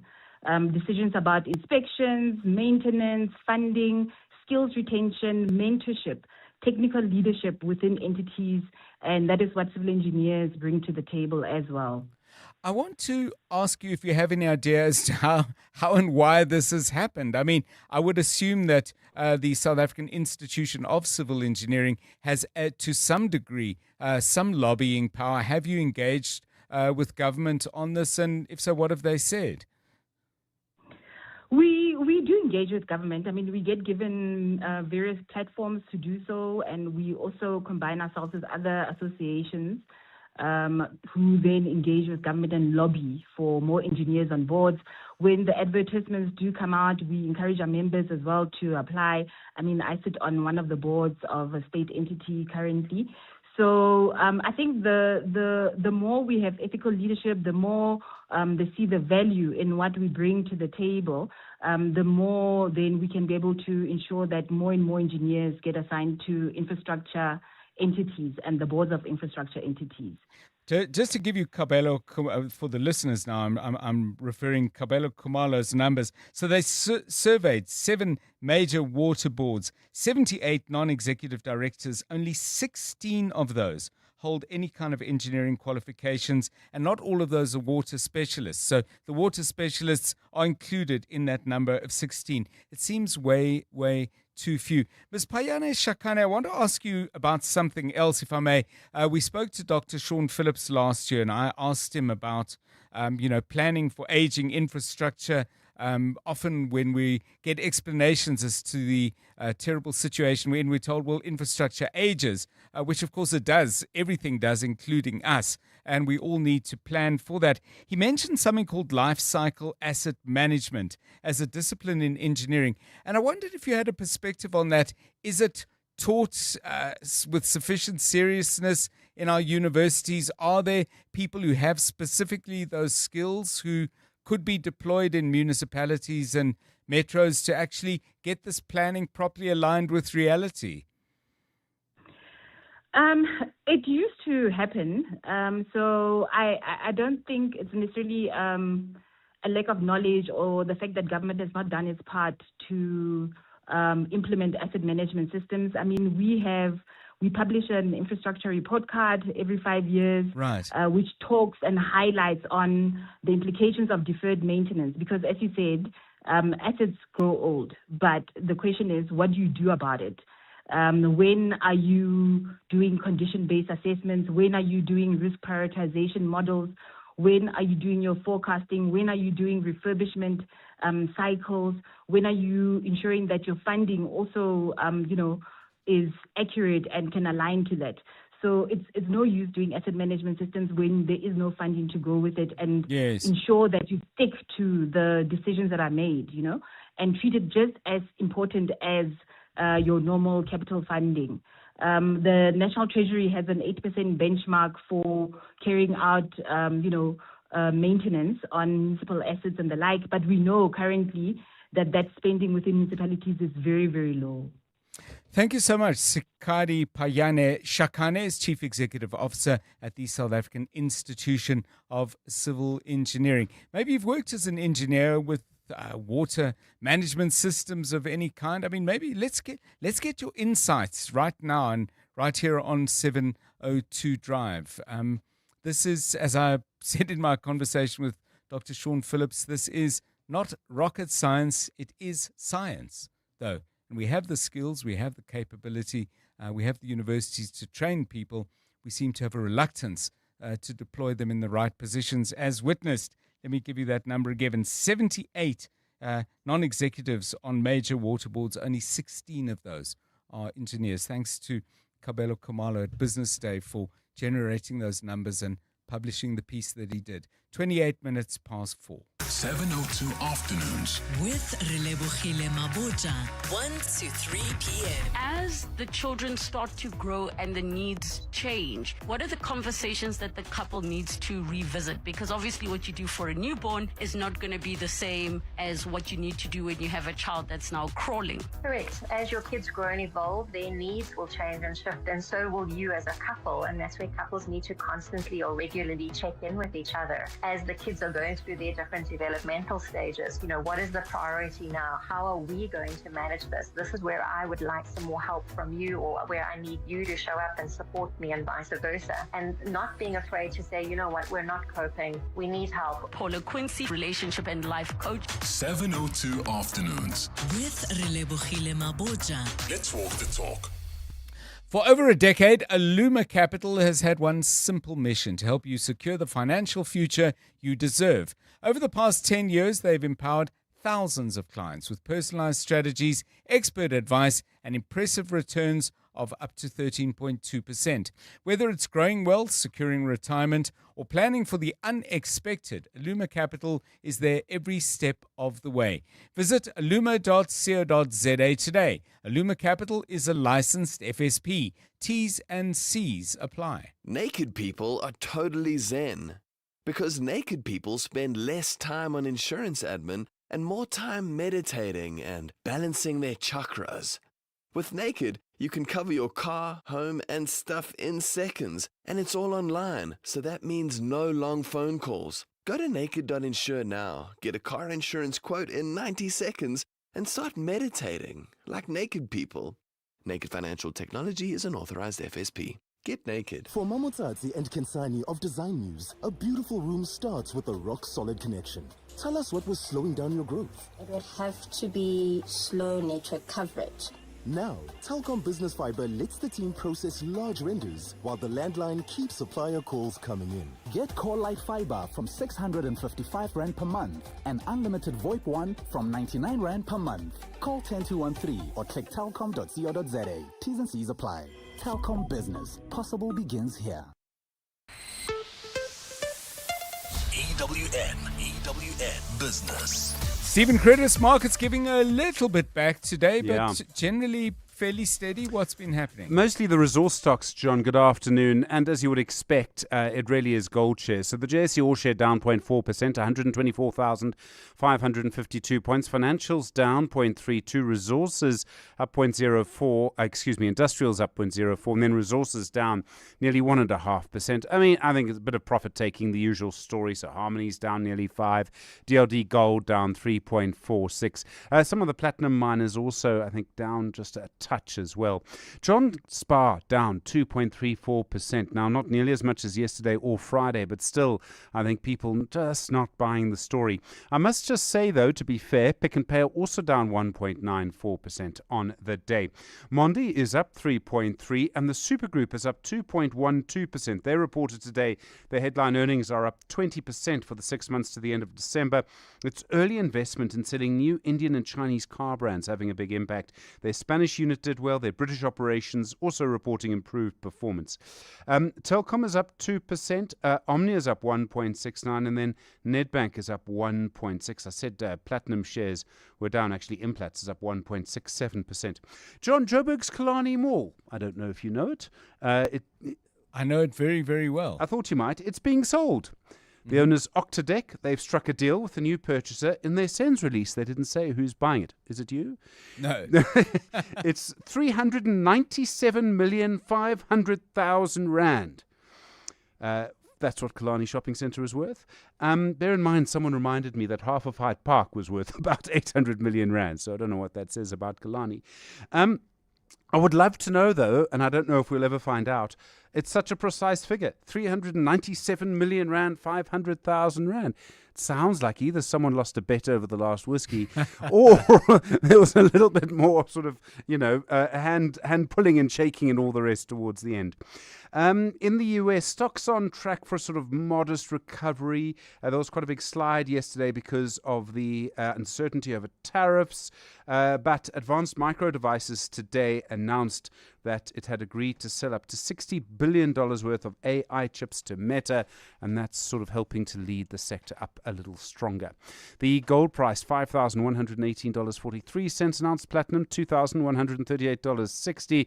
Brent crude still high, $71.96. The rand to the dollar, 16.03 to the euro, 18.87 to the British pound, 21.61. Stephen Curtis, EWN Business. Okay, 27 minutes to 5 o'clock. Let's get the very latest eyewitness news. Here's Mbali Dlamini. Good afternoon again. Thanks, John. Good afternoon. Government says it remains committed to implementing the National Health Insurance Plan despite ongoing legal challenges. The Constitutional Court is set to hear arguments in May in an application brought by the Board of Healthcare Funders and the Western Cape Government. They want the NHI's public participation process to be declared constitutionally flawed.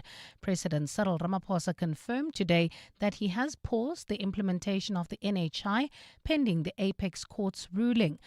Presidency spokesperson Vincent Magwenya says this does not signal any abandonment of the NHI. Government remains committed to the national health insurance and will work within the requirements of the law and the judicial process to ensure that there is no undue delay. The Department of Agriculture says it's concerned that foot and mouth disease continues to spread amongst cattle populations, with the spillover becoming evident in the Free State. Appearing before Parliament's Portfolio Committee today, officials said while KZN remains the epicenter of the disease, hundreds of cases are being reported in other provinces. 1 million vaccine doses arrived from Argentina on Saturday, and both KZN and the Free State will be receiving 200,000 doses each to contain the spread. Lindsay Dentlinger has more. Director General Muketsa Ramasodi says outbreaks of foot and mouth disease are still being reported for a number of reasons, including the illegal movement of infected animals, false health declarations and auctions. The Western Cape is the latest province to report an outbreak, but there are also increasing cases in the Eastern Cape. There is many dairy animals in that area, so we have to protect the dairies from getting the disease. The department expects another consignment of 1.5 million vaccines to arrive in the country this week. We haven't really moved focus from KwaZulu-Natal, but we are including the Free State in terms of trying to arrest the disease in these two provinces. Ramasodi says the provinces have all started to collect their allocation of the first batch of imported vaccines, with Limpopo and Mpumalanga each receiving 100,000 doses, as buffalo herds also threaten the continued spread of the disease. Lindsay Dentlinger, Eyewitness News, Parliament. And the DA in the Western Cape has welcomed the reopening of the Gapdainsklip railway line in Mitchell's Plain. Railway services officially resumed on that line yesterday after a 6-year disruption. Services were halted in 2020 due to severe vandalism, infrastructure damage and the establishment of an informal settlement along that route. Passenger rail agency PRASA says the line is operating at a reduced frequency, with trains now running every 30 minutes as compared to the usual 10-minute intervals. DA Western Cape spokesperson on mobility, Noma French Mbombo, says the move is a victory for the people of Mitchell's Plain. Provides economic relief for families who can now afford to travel, and it offers solution to the crippling traffic on our end too. But we cannot stop here. As chairperson of the Standing Committee in the Western Cape Provincial Parliament, I'm writing to PRASA to provide a clear timeline for the full restoration of the central line and an end to these unacceptable delays. In your weather, a foggy start to the day in Gauteng tomorrow, otherwise becoming partly cloudy. Lows of between 14 and 16 degrees and highs of between 27 and 29. Boksburg heading towards Brakpan. You can expect about a 20-minute delay on the N17 eastbound from Rondebowl to Carnival City due to ongoing roadworks. Also in Edenvale, traveling towards Bedfordview, there's slow-moving traffic. R24 westbound, that's between Edenvale Road and the Gilulis interchange. The top story in EWN, government says it remains committed to implementing the National Health Insurance Plan despite ongoing legal challenges. Clement Maniatella. Weekday mornings, 9 to 12. 9 to 12. What does this milestone represent? 20 years of Meetings Africa. What does it represent for South Africa's business event industry? What this has done is it has actually shifted completely the role of the business, my sector space, purely focusing on them being a player, significant contributor as well into the economy. Data, the Chief Strategy Officer at South African Tourism. Clement Maniatella. 9 to 12 on 702. Mzansi, with only 6 numbers to match, play Powerball and Powerball Plus for 82 million rand in total estimated jackpots this Tuesday. Today, don't delay. Play Powerball for an estimated 55 million rand and Powerball Plus for an estimated 27 million rand today. Buy your tickets now in store on nationallottery.co.za, the mobile app or cell phone banking. Panda Pusher Play. Players must be 18 years or older. Play responsibly. Itube is the proud operator of the National Lottery. Using Scholar Transport comes with responsibilities. Every learner has a role to play in keeping themselves, their friends, and the driver safe. Stay seated and behave responsibly. Avoid shouting, pushing, standing, or moving around inside the vehicle at any time. Think safety first. Remember that safety starts before the journey begins and continues until you are safely off the road. Good behavior saves lives. Your actions matter. Issued by the National Department of Transport. Babe? Yeah? The fridge light finally stopped flickering. Yeah. I replaced it. You replaced it? Mm-hmm. Like on your own? Yep. You know what that means. Party! Every excuse is a great one when you've got balloons, bubbles, gift wrap, cards, candles, and dress up. I'm calling it the French Launch Festival! The Crazy Store. Hey, you never know what you might find to have a good party. 702 was in conversation with Standard Bank Corporate and Investment Banking, discussing the African Markets Conference 2026. This is the second year we're hosting it in South Africa. It's an event we previously hosted internationally, where, as you correctly put it, we bring together policymakers across the continent with allocators of capital which are based both in the continent and more interestingly globally. And that is really to do a couple of things. First is to connect them and the capital to some of the large infrastructure gaps that require large swathes of capital across the continent, but also equally for the regulators to hear directly from investors in terms of the environment that they require to be able to show confidence in allocating this capital. Standard Bank CIB, host of the African Markets Conference 2026, engaging with leaders, turning ambition into investable action on 702.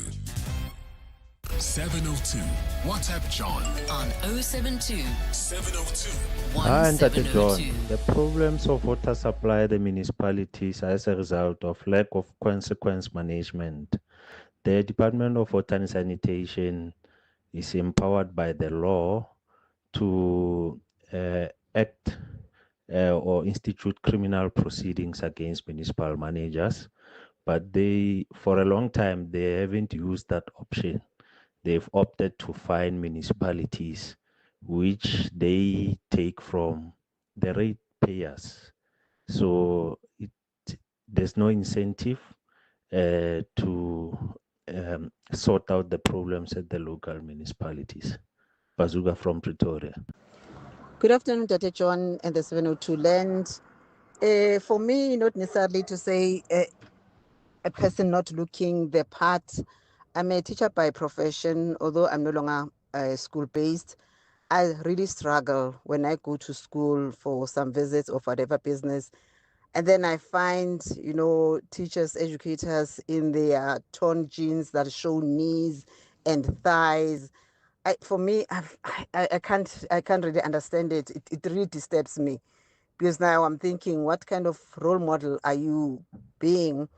Not that it has got anything to do with the way you dress up, but there are clothes that are not appropriate for that kind of environment. For me, torn jeans, showing thighs and knees, no. Makoma from Guatemala. Thanks for that. So an earlier conversation we were having, and we still look forward to your inputs about, do you have certain expectations about what particular service providers or people that are selling you goods, do you have fixed ideas as to, or firm ideas rather than fixed, firm ideas as to how they should dress? And have you sometimes said, okay, well, that's not exactly who I expected, but let's give it a go because I'm here already. They come highly recommended, and if so, what happened? Now, Spalkulu earlier sent us a message, a text messages, referred to a surgeon at the Fourways Life Hospital, said the guy enjoyed too much of the Herbalife dressed spansula like trompies, and he said when he went to have his op-done on his leg, found him to be my doctor. And I said, well, Spalkulu, you haven't told us the rest of the story. How did the actual medical process go? And here's his answer. Leg healed and active in sports. My ankle was shattered, leg broken in 3 places, and I was told I will not play sports. My Herbalife doctor said he will sort me out, and he did.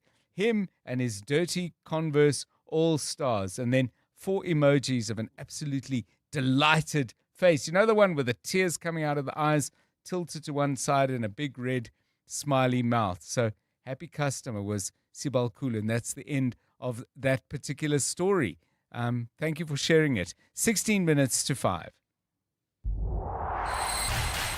EWN Sport. Time to catch up with everything from the world of sport with Tolakele Mganga. Good day to you. Afternoon, John. We started the T20 World Cup where Pakistan have moved to 126 for the loss of 4. That's in the 16th over of their Super 8s clash against England. Batting is Khan on 4 alongside Zaman on 19. For the Proteas, they'll return to action on Thursday against the West Indies, looking to keep their winning run going. Tristan Stubbs has discussed what they expect against the Islanders, having begun their Super 8s campaign with a win over co-host India. They're a really good batting side. We even saw in the series now they're posting massive scores and all the batters are in really good form. So they bring that challenge with a bowling attack that's doing really well. Different to India, but I suppose in a way it's a similar challenge, like a really good batting lineup who can score that big score if you're not on it, and bowling attack that then can do a good job at defending. So yeah, we'll be ready for Thursday, probably prepped very similarly to India, and we'll be up for it. Arthur Zwane has warned his Amazulu players that they'll face a wounded Mamelodi Sundowns when the two teams clash in the Betway Premiership this evening. A much-changed Brazilians were knocked out by TS Galaxy in the Nedbank Cup on Saturday, but they're expected to be at full strength tonight and know that a win would see them join Orlando Pirates at the top of the standings. We fancy our chances. We're playing at home. It's not going to be an easy one, playing against a team that is wounded as well. But you must have seen that they actually arrested most of their players that played against Orlando Pirates. That tells you that they prioritize the league and the Champions League. We will play against wounded Sundowns and also the best team that is available for selection of Sundowns. So we're going to have to, again, bring our A game. Kaizer Chiefs are up against Stellenbosch, looking to keep the pace with the log leaders. Khalil Ben Youssef has defended the coaching staff against suggestions they're struggling to solve the team's goal-scoring crisis, with the Glamour Boys managing just 35 in 27 matches in all competitions. And that's our job. Do you think that a football coach is easy job? If it was easy, anyone he can make the job, and any team can score and any team can win. That's the difficulty in football, guys. How you build team that he can defend, they can't concede goal, and then you make player to score and to create opportunity to score. For us as the coach, the most important thing that the performance of the team. When you perform and you create opportunity, and there is model game clear, that's our job. But after it's a lot of thinking inside. If it is like you said, like that is our job, so it's more easy like that. Anyone can make the job. And Ashraf Hakimi is set to face trial for rape after Paris prosecutors opened an investigation back in 2023 after an allegation was made against him. The Moroccan has denied any wrongdoing and took to social media today, saying the trial is going ahead despite everything proving that the accusation is false. Tolagile Mganga, Eyewitness News Sport. EWN Traffic. Okay, 14 minutes to 5. Traffic getting busy. Boksburg has been difficult all week, and it's a problem today. Karabo Charlie with the details of the problem and hopefully a solution or two. I'm afraid no solutions at this stage. Just try to avoid that route. Unfortunately, the alternative routes are actually non-existent at this stage. I guess if you use Kingfisher Avenue through Sunwood Park to avoid those delays caused by roadworks on the N17 eastbound. That's between Rondebold and Carnival City. At this stage, you can expect about a 20-minute delay. There's also slow-moving traffic in Edenvale. That's on the R24 westbound from Edenvale Road to the Gilulis interchange. Driving through the Joburg CBD bumper-to-bumper traffic on the M1 southbound. That's from Killarney Bend to the Crown interchange. Leaving Sandton, heading towards the M1.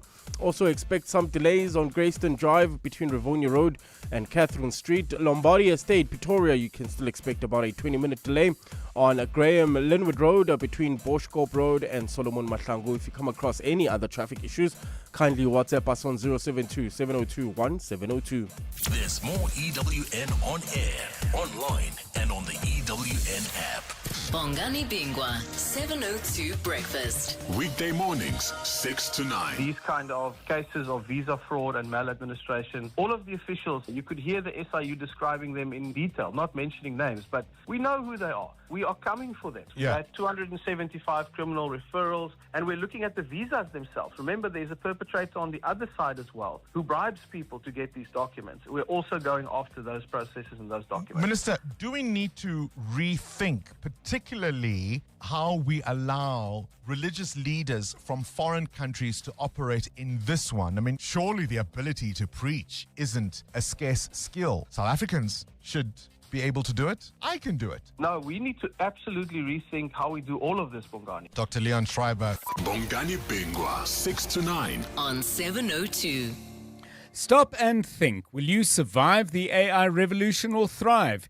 Regenesis students are thriving. 11 cutting-edge schools, 111 countries. World-class team of 1,111 with one mission, awakening your potential. Choose from law, business, technology, AI, health, economics, entrepreneurship, public management, skills academy, and digital Regenesis. Undergraduate, postgraduate, upskilling, customized corporate programs. The question isn't, can you afford to enroll? It's, can you afford not to? Enroll now. Regenesis.net. Achieve your dreams. The team's on a roll today. Let me focus on payroll. Duty calls in the kitchen. That's why I have a business insurer that is agile and on the ball all the time on all things. I chose My Way Business Insurance, getting 24/7 emergency service and saving on my premiums, plus my business assist to handle my admin. Visit myway.co.za or dial 0860 64 64 64 and get a quote today. My Way is a licensed non-life insurer and FSP. T's, C's and standard rates apply. My Way. Live your way. New deals for the Checkers extravaganza are here. Save extra on top picks. Like Flora regular or light fat spread 1 kg, any 2 for 99 Rand. Save 41 Rand. Dr. Utker Ital Pizza Classic Frozen Pizza, any 3 for 120 Rand. Save 81 Rand. And Simba Potato Chips 120 grams, any 3 for 49 Rand. Save 28%. Valid until 1 March, only at Checkers, Checkers Hyper or shop on 6060. 702 Landers, we've got a special treat for you. Relebohile Mabucha is launching her second EP album. It's called Still Me Live, and we're inviting you to join us. It's happening this Thursday, 26 February at 4:30 p.m. at Prime Media Place. We are at 15 Fredman Drive, Sandown. If you'd like to secure a seat to this exclusive intimate event with one of our very own, simply send an email to contact@702.co.za. When the brightest brains collide in the biggest general knowledge quiz in Gauteng, it's time for the Brain of 702. Well, it's time to put your brilliance on display in the Brain of 702. Prove your mental might for your chance to win a share of 130,000 Rand in cash. And of course, there is the highly coveted title of the Brain of 702 still up for grabs. You could win 1,500 Rand in this round and another 1,500 if you win tomorrow on Breakfast with Bongani Bingwa. The Brain of 702, your brain, our stage. Are you ready to step into the spotlight? The winner of this round gets 1,500 Rand and will be crowned the Brain of the Day and go on to play again tomorrow and possibly through the rest of the week, where on Friday afternoon they stand to win 10,000 Rand as the weekly Brain of 702. Ultimately, you could go on to win a further 30,000 Rand should you be declared the Brain of 702. To be a part of the action, register on primemediaplus.com and we could call to put you through our qualifier. So let's meet our contestants. He's been going since Monday morning, first time up with Bongani Bingwa on the breakfast show, and still standing, Kwabena Ankona, joining us on the line from Little Falls. A very good afternoon to you. Good afternoon. And the very best of luck to you too. You're up against, from the northwest of Joburg, Melville to be precise, Yusuf Chunara. Welcome to the Brain of 702 and good luck to you as well. Thank you, John. Okay, let me remind you both of the rules.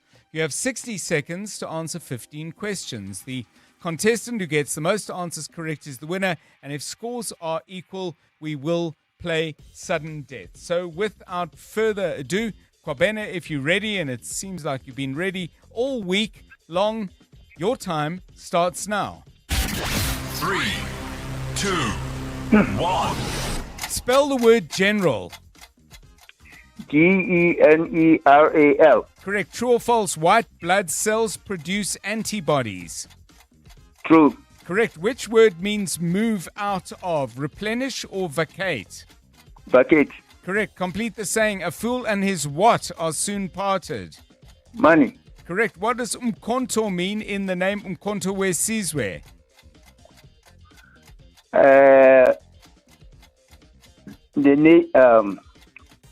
Pass.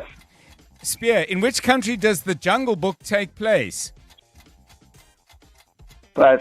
India. Dave Grohl has been lead singer for which rock band since 1994? Pass. Foo Fighters. On which continent do the Kurdish people live? Asia. Correct. True or false? Your sternum is fixed to all of your ribs. True. False.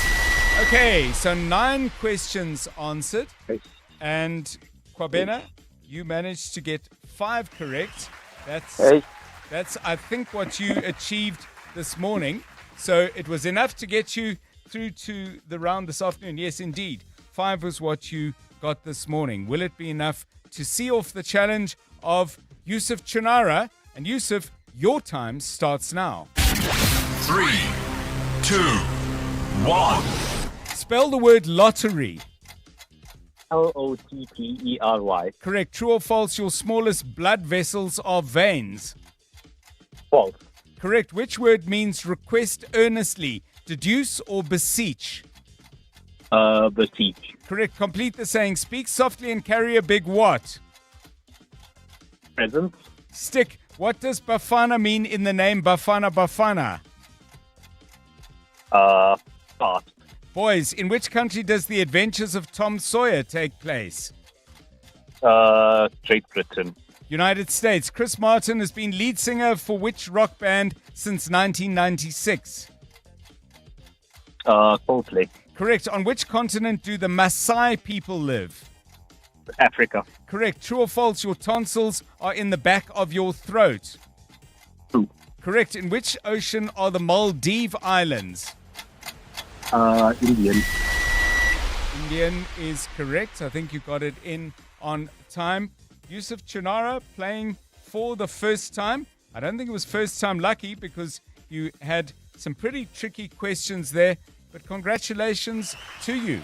Yusuf Chinara, you are our reigning brain and the brain of the day. Let me not forget to congratulate Kwabena Ankoma, who put up a great show. Made it all the way from Monday morning to Tuesday afternoon. Just not your day on this last round. Yusuf, coming back to you, you've won 1,500 Rand. Thanks to 702. You will play again with Bongani Bingwa tomorrow. And if you're still standing after that round, well, you'll be back with us on 702 Drive to see if you can finish up Wednesday as the brain of the day and continue the battle for brilliance. Now, for a chance to prove your mental might and to win your share of 130,000 Rand, visit primemediaplus.com to register. You could become the brain of 702 and walk away with the ultimate general knowledge prize. You're now listening to 702 Afternoon Drive with John Perlman. Brought to you by Telkom Business. Possible begins here. 702. WhatsApp John on 072 702 1702. Hi, John. For my side, I do not expect, people to dress according to their profession, because sometimes you can get arrested, by police officers in private clothes. And one other thing is there's an expectation in the market. Like for myself as a financial advisor, I should be dressed in a suit and tie when I'm giving advice and all of those things. But I don't understand, because I'm still going to give you the best advice I can give you wearing suit and ties. But when I'm more comfortable, I can have a better conversation, maybe dressed in shorts with you, give you a better advice. So I don't know, that's an expectation with people. So I don't know, that's it from my side. It doesn't matter what you look like in your profession, as long as you do the best job out of it. Good afternoon, 702 family. The issue when it comes to the water infrastructure, there is an act which is called the Government Immovable Asset Management Act. This governs all management of government assets which are immovable. There are clearly guidelines on what needs to be done and who is responsible for what. The various professionals within civil engineering, electrical engineering, mechanical engineering, they do generate various reports which form part of condition assessments, projection on what requirements are going to be needed in terms of maintenance, in terms of funds. The challenge when it comes to all of these reports that get generated, they sit at the various departments' shelves and they gather dust. And the reason they gather dust is because there are no funds to actually fund the projects that are needed to execute the Government Immovable Asset Management Act. Thank you very much for that. And I'm learning all the time from inputs. I had no idea of the existence of that act. Where I slightly differ with the final point you make is saying nothing is done because there are no funds. I don't think it's a simple linear line of causation like that. There is always money in government, and my goodness, the money is made available rapidly and readily for some absolute nonsense, usually involving 25% for somebody who then provides the service badly. So I'm not convinced that government is short of money. I would have thought that the sequence should be someone reads those reports with a sense of both excellence, because they know exactly what they're reading for, but secondly with intentionality, saying the report says we need to do A to Z. Now, how much money do we have? Because the answer to that cannot be zero.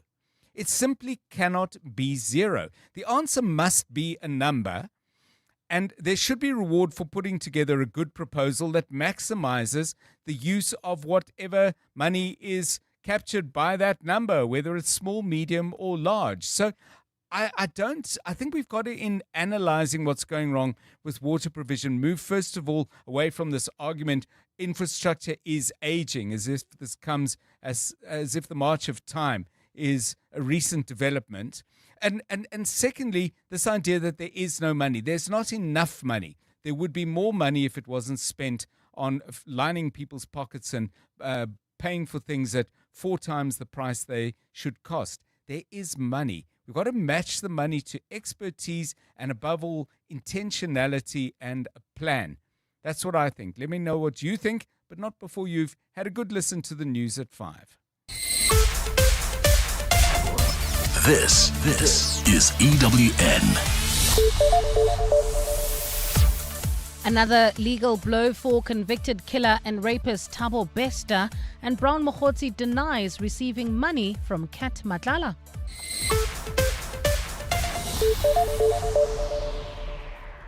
Good afternoon, I'm Bali Dlamini. Convicted murderer and rapist Thabo Bester has suffered another legal blow after the Free State High Court dismissed his bid to have his transfer to the country's only super maximum prison declared unconstitutional. Bester was recently moved from the Hoshimamburu Correctional Centre in Pretoria to Ebongweni Supermax Prison in Kokstad in KZN. He had approached the Free State High Court arguing that the transfer and other issues infringed on his right to a fair trial. Alpha Ramoshwana reports. Thabo Bester's legal team has raised concerns about the difficulty of consulting him at the Ebongweni Supermax prison. Bester argued that limited privacy during consultations, including the presence of wardens and a thick glass barrier separating him from his lawyers, infringes on his right to a fair trial. Bester also argued that being held in solitary confinement for 23 hours a day is unconstitutional and hampers his ability to prepare for trial. In addition, he challenged the practice of being transported to court in hand and leg restraints, claiming it is unlawful and violates his rights. However, the Free State High Court doesn't agree. In his judgment, Judge Petrus Duffy says while he has sympathy for Bester's situation, the applicant failed to demonstrate a reasonable basis for the relief sought. Alpha Ramshwana, Eyewitness News. Former acting head of the Mpumalanga Education Department, Jabulani Nkosi, has been identified as a key figure in a tender scheme case where the department was defrauded of 113 million rand.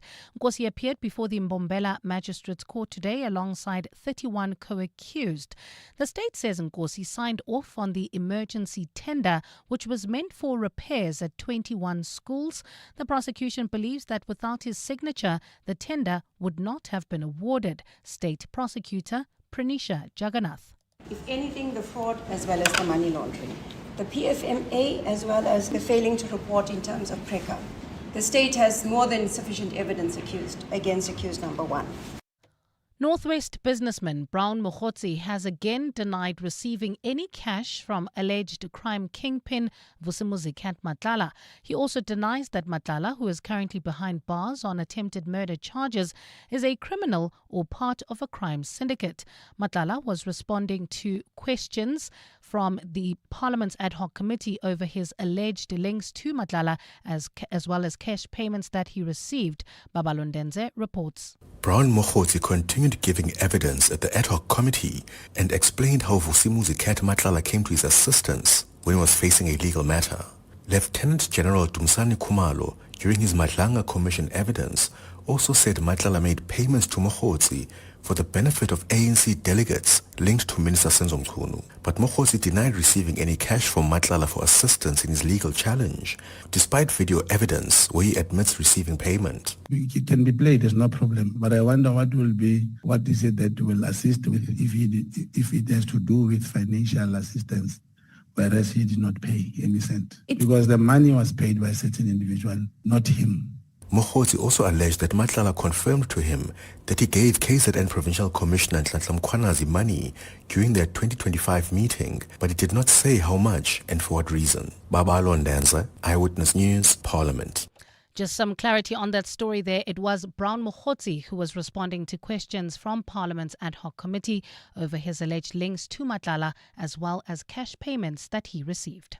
We stay in Parliament, where Agriculture Minister John Steenhuisen has defended his decision to appoint a ministerial task team to advise on a strategy to tackle the foot and mouth disease outbreak. Steenhuisen faced a barrage of questions in Parliament's Portfolio Committee today on the vaccination rollout and the appointments to that task team. He also clarified why he wants the task team to sign non-disclosure agreements after he replaced one appointment who refused to comply. Lindsay Dentlinger has more. Minister John Steenhuisen says his task team on foot and mouth disease comprises veterinarians, scientists and technicians.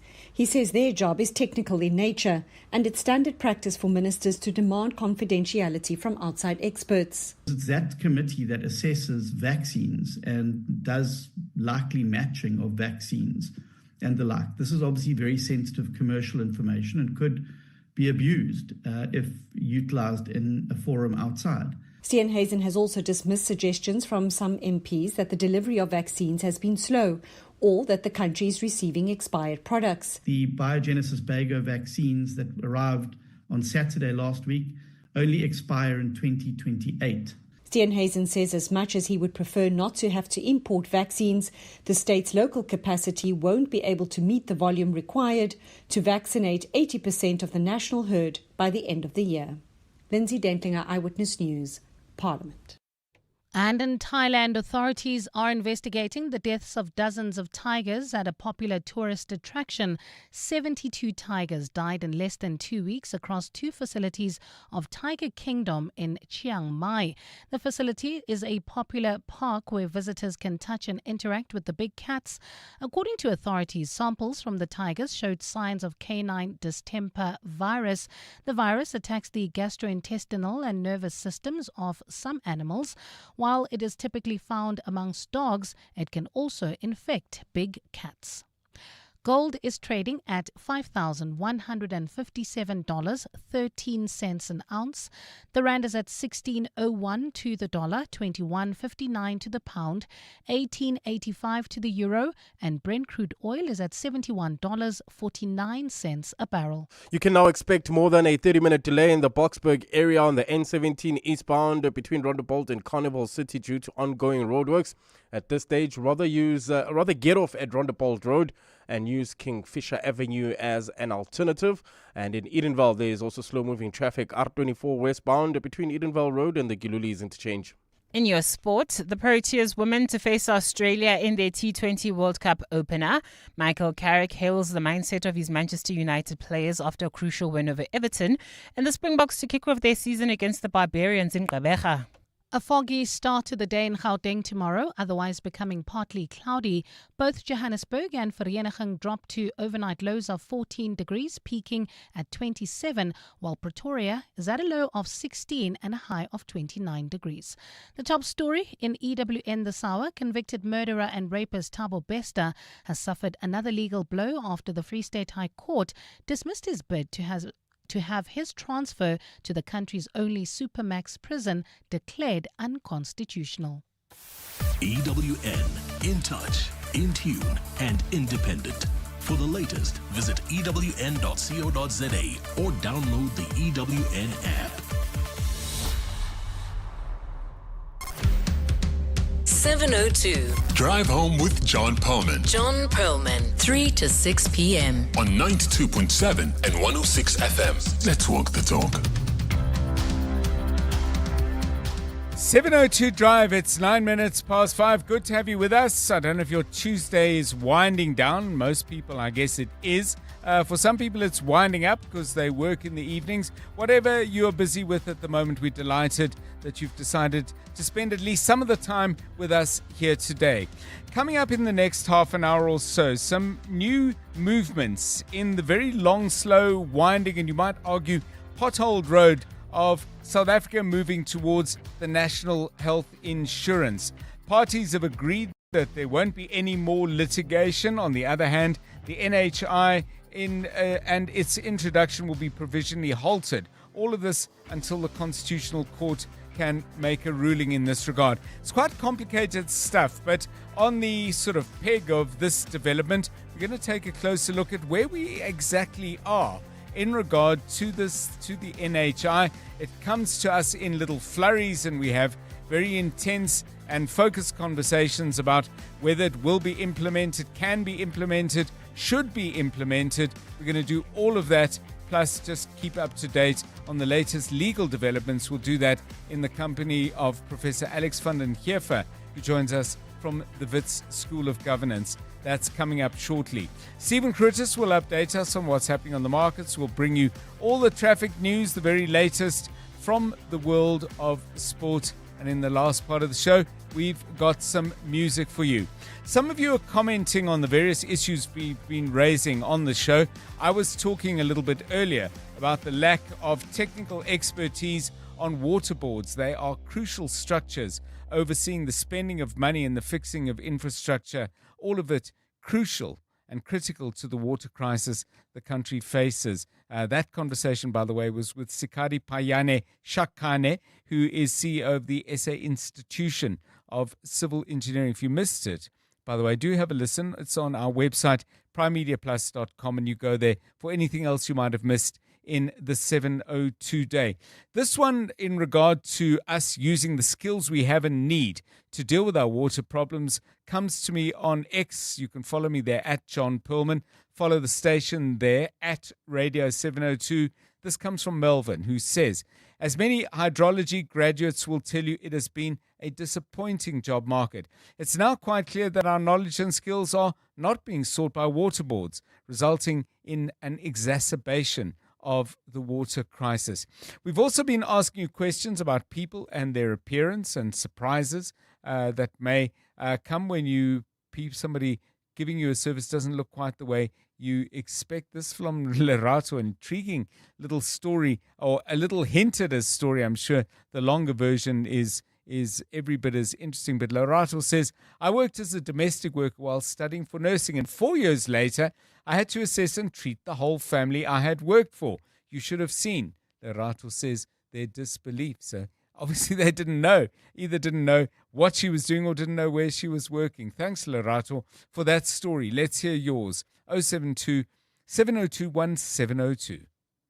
You're with John Perlman on 702. Guaranteed, John, if I'm not mistaken, all the government workers, officials, they have uniforms. Nurses, traffic cop, police, you can go to Maspala, Sasa, everywhere. But why teachers don't wear uniform? Why? What would a teacher's uniform look like? I'm just keen to know. Would they dress the way the learners dress? I mean, that would be the only uniform that would make sense to me. Let's design teachers' uniforms, please. Your suggestions on 072 702 1702. I mean, it's a serious proposal. So first of all, do you think it's a good idea? And by the way, uniform can mean different things. But you could have dress codes, which would say, men, you've got to have a tie or not. You've got to wear a jacket or not. You've got to wear particular kinds of shoes. No sneakers allowed. No jeans. I mean, those are more by way of a code, and then a uniform is where everybody actually wears the same. So you can either treat it a little lightheartedly and design a school uniform for either your ex-teachers or the teachers who currently teach your children, or you could have some specific thoughts on what a teacher's dress code might look like. Either way, I am interested in what you might send me and the rest of the team to this number, 072 702 1702 and 011 883 0702, 14 minutes past 5. EWN Traffic. EWN Traffic is brought to you by Outsurance. SMS the word out to 45142. Do it now, and you could save on car insurance. If you don't, ask them for 500 Rand. Thinking out of the Boksburg, I suppose. It's really rough in that part of Ekurhuleni, Karabo Charlie. Yeah, you can expect about a 30-minute delay. That's heading into Brakpan on the N17 eastbound between Rondebolt and Carnival City. That's due to roadworks. Rather get off at Rondebolt Road and use Kingfisher Avenue as an alternative. Hopefully that will save you some time. In Edenvale, slow-moving traffic. That's driving towards Bedford View on the R24 westbound between Edenvale Road and the Gilulis interchange. Also traveling through the Joburg CBD bumper-to-bumper traffic on the M1 southbound from Killarney Bends to the Crown interchange. Leaving Sandton, heading towards the M1, expect some delays on Greyston Drive from Rivonia Road to Catherine Street, while in Tshwane. Leaving the Pretoria CBD, traffic is a bit sluggish. In Hermanstad on Eskiam Pahlele, that's between WF Nkomo and the R80. And finally, in Lombardy Estate, expect some delays on Graham Linwood Road. That's between Boschkop Road and Solomon Mahlangu. If you come across any other traffic issues, please WhatsApp us on 072 702 1702. There's more EWN on air, online, and on the EWN app. Love is in the air this month, but your child won't be feeling the love if they get detention for being late. Fortunately, the Outsurance pointsmen are here to ease the traffic congestion so you can get to the school on time. With the Outsurance pointsmen on the roads for the past 20 years, we can all get where we need to be quickly and safely. With Outsurance, you really always get something out. In proud partnership with 702, show them some love online using #PointsmenLove. Licensed insurer and FSP. Driving the conversation on 702 Afternoon Drive with John Perlman. Powered by Telkom Business. Possible begins here.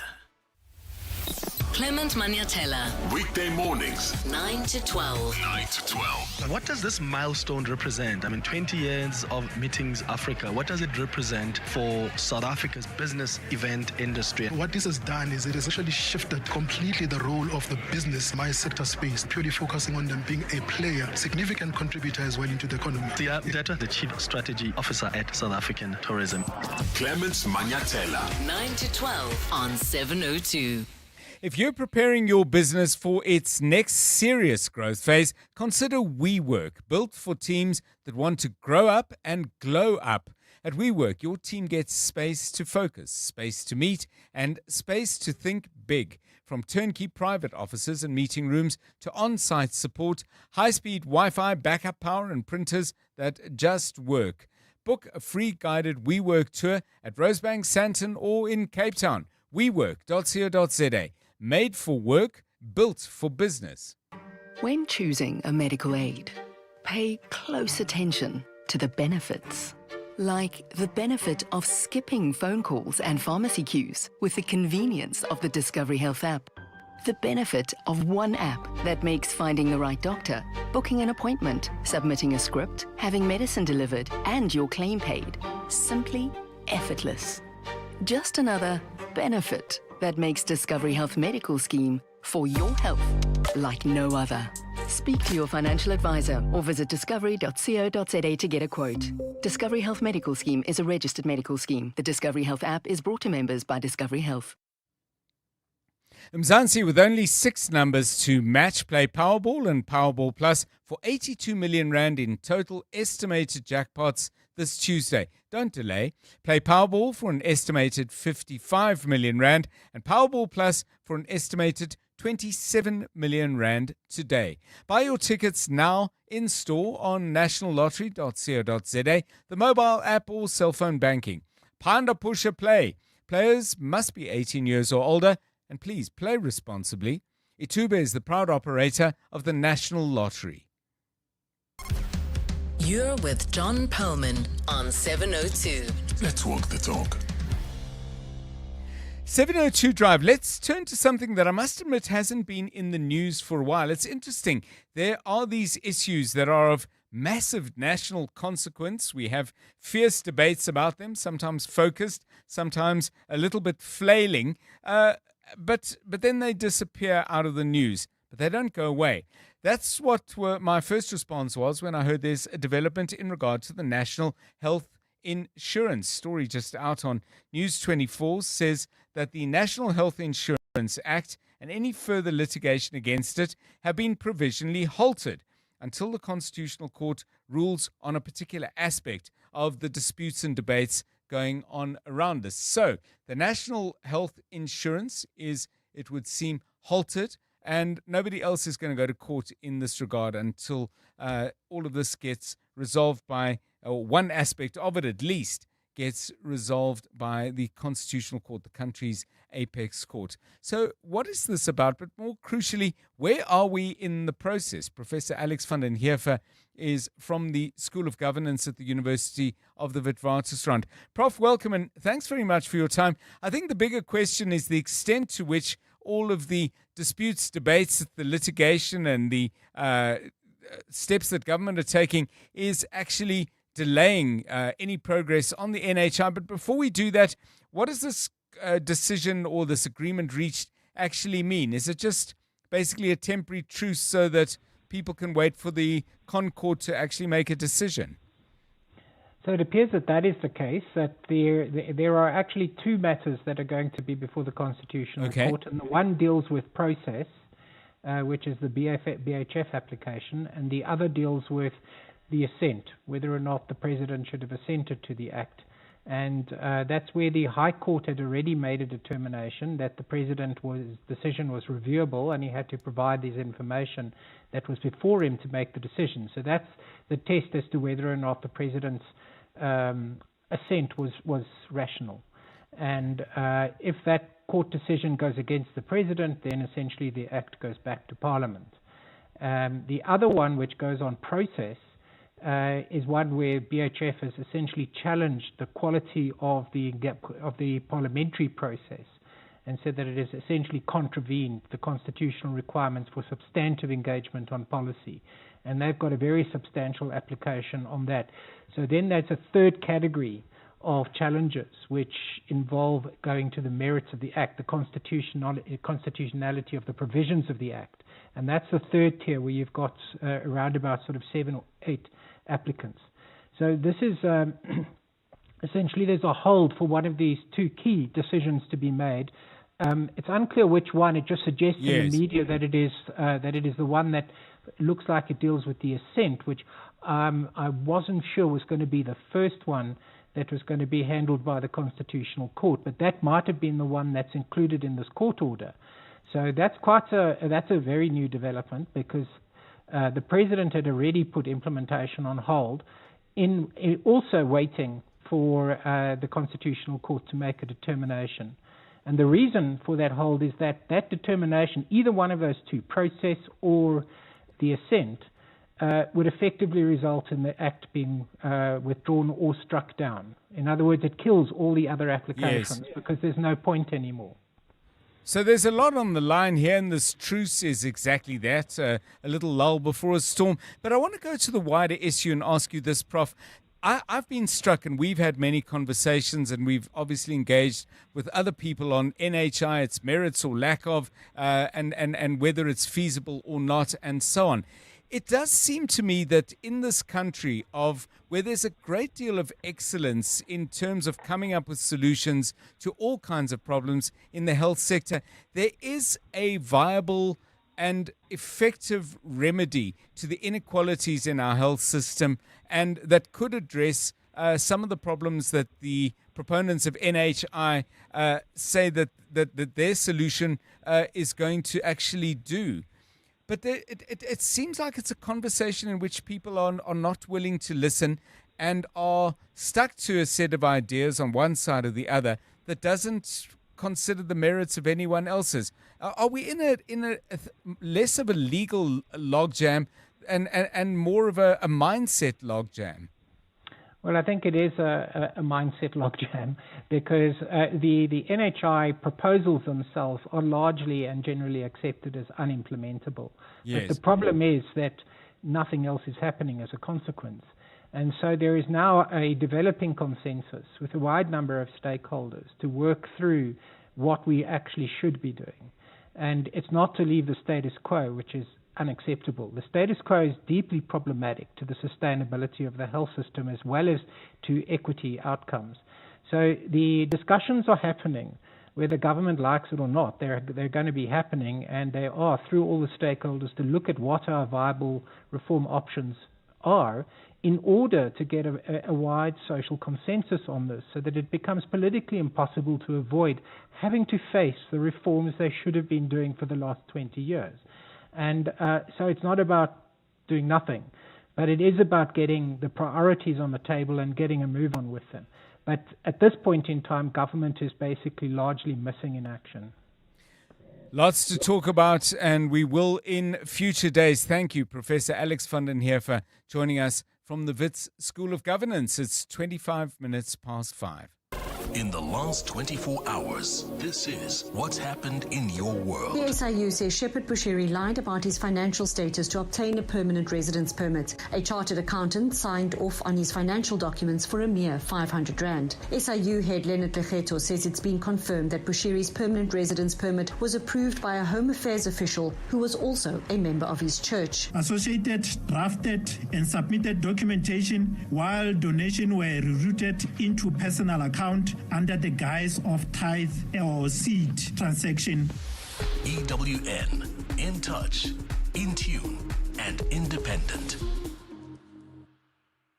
Mzansi with only 6 numbers to match. Play Powerball and Powerball Plus for 82 million rand in total estimated jackpots this Tuesday. Don't delay. Play Powerball for an estimated 55 million rand and Powerball Plus for an estimated 27 million rand today. Buy your tickets now in store on nationallottery.co.za, the mobile app or cell phone banking. Panda Pusher Play. Players must be 18 years or older. Play responsibly. Ituba is the proud operator of the National Lottery.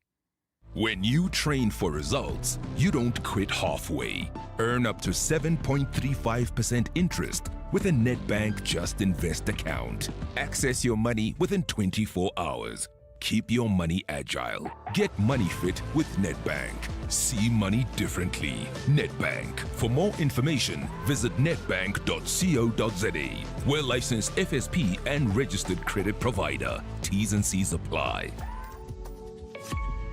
Meetings Africa is celebrating 20 years in 2026. Over the years, Meetings Africa has connected Africa to the world through a consistent showcase of Africa's diverse offering of services and products in the meetings, incentives, conferences, and exhibition sector. Join us at the Sandton Convention Center from the 23rd to 25th February 2026. Register at www.meetingsafrica.co.za. Brought to you by South African Tourism. EWN Business. Stephen Curtis, a very good afternoon to you. Markets closed, money show looming and coming up in 33 minutes time. What have you got for us? Looming's a good word, John, a bit like a budget. The JSE Ore share up 0.19%, 125,285 points. Financials up 0.76%. Industrials up 0.25%, and resources down 0.61%. So gold roughly where it was yesterday, a bit of profit taking, I think, really. So Harmony's down 3.59%, Sibanye down 2.6%. Interesting to see SPAR down again, John, 2.28%. A report in Business Day that they've asked suppliers in KZN for slightly easier payment terms. SPAR saying that's just a sort of commonly used tool. Obviously, it follows all of the other stories and the resignation of the CEO, Angelo Swartz, on Friday. He's stepping down, of course, at the end of the month. Pick n Pay, though, also down 2%, I should point out, and they're in the same area.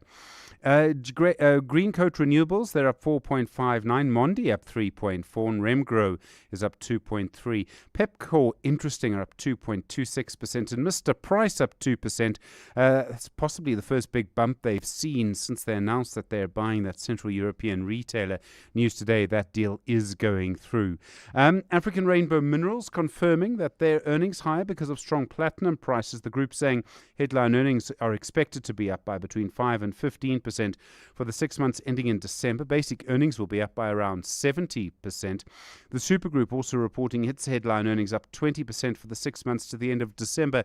It did well to move into Indian and Chinese car models before a lot of other players, and that seems to have boosted them. Their Spanish units done well. Their British operations reporting improved performance as well. John, confirmation as well from Octodec that they've decided to sell Joburg's Kalani Mall. They haven't quite said who's buying it, but 397,500,000 rand for the deal.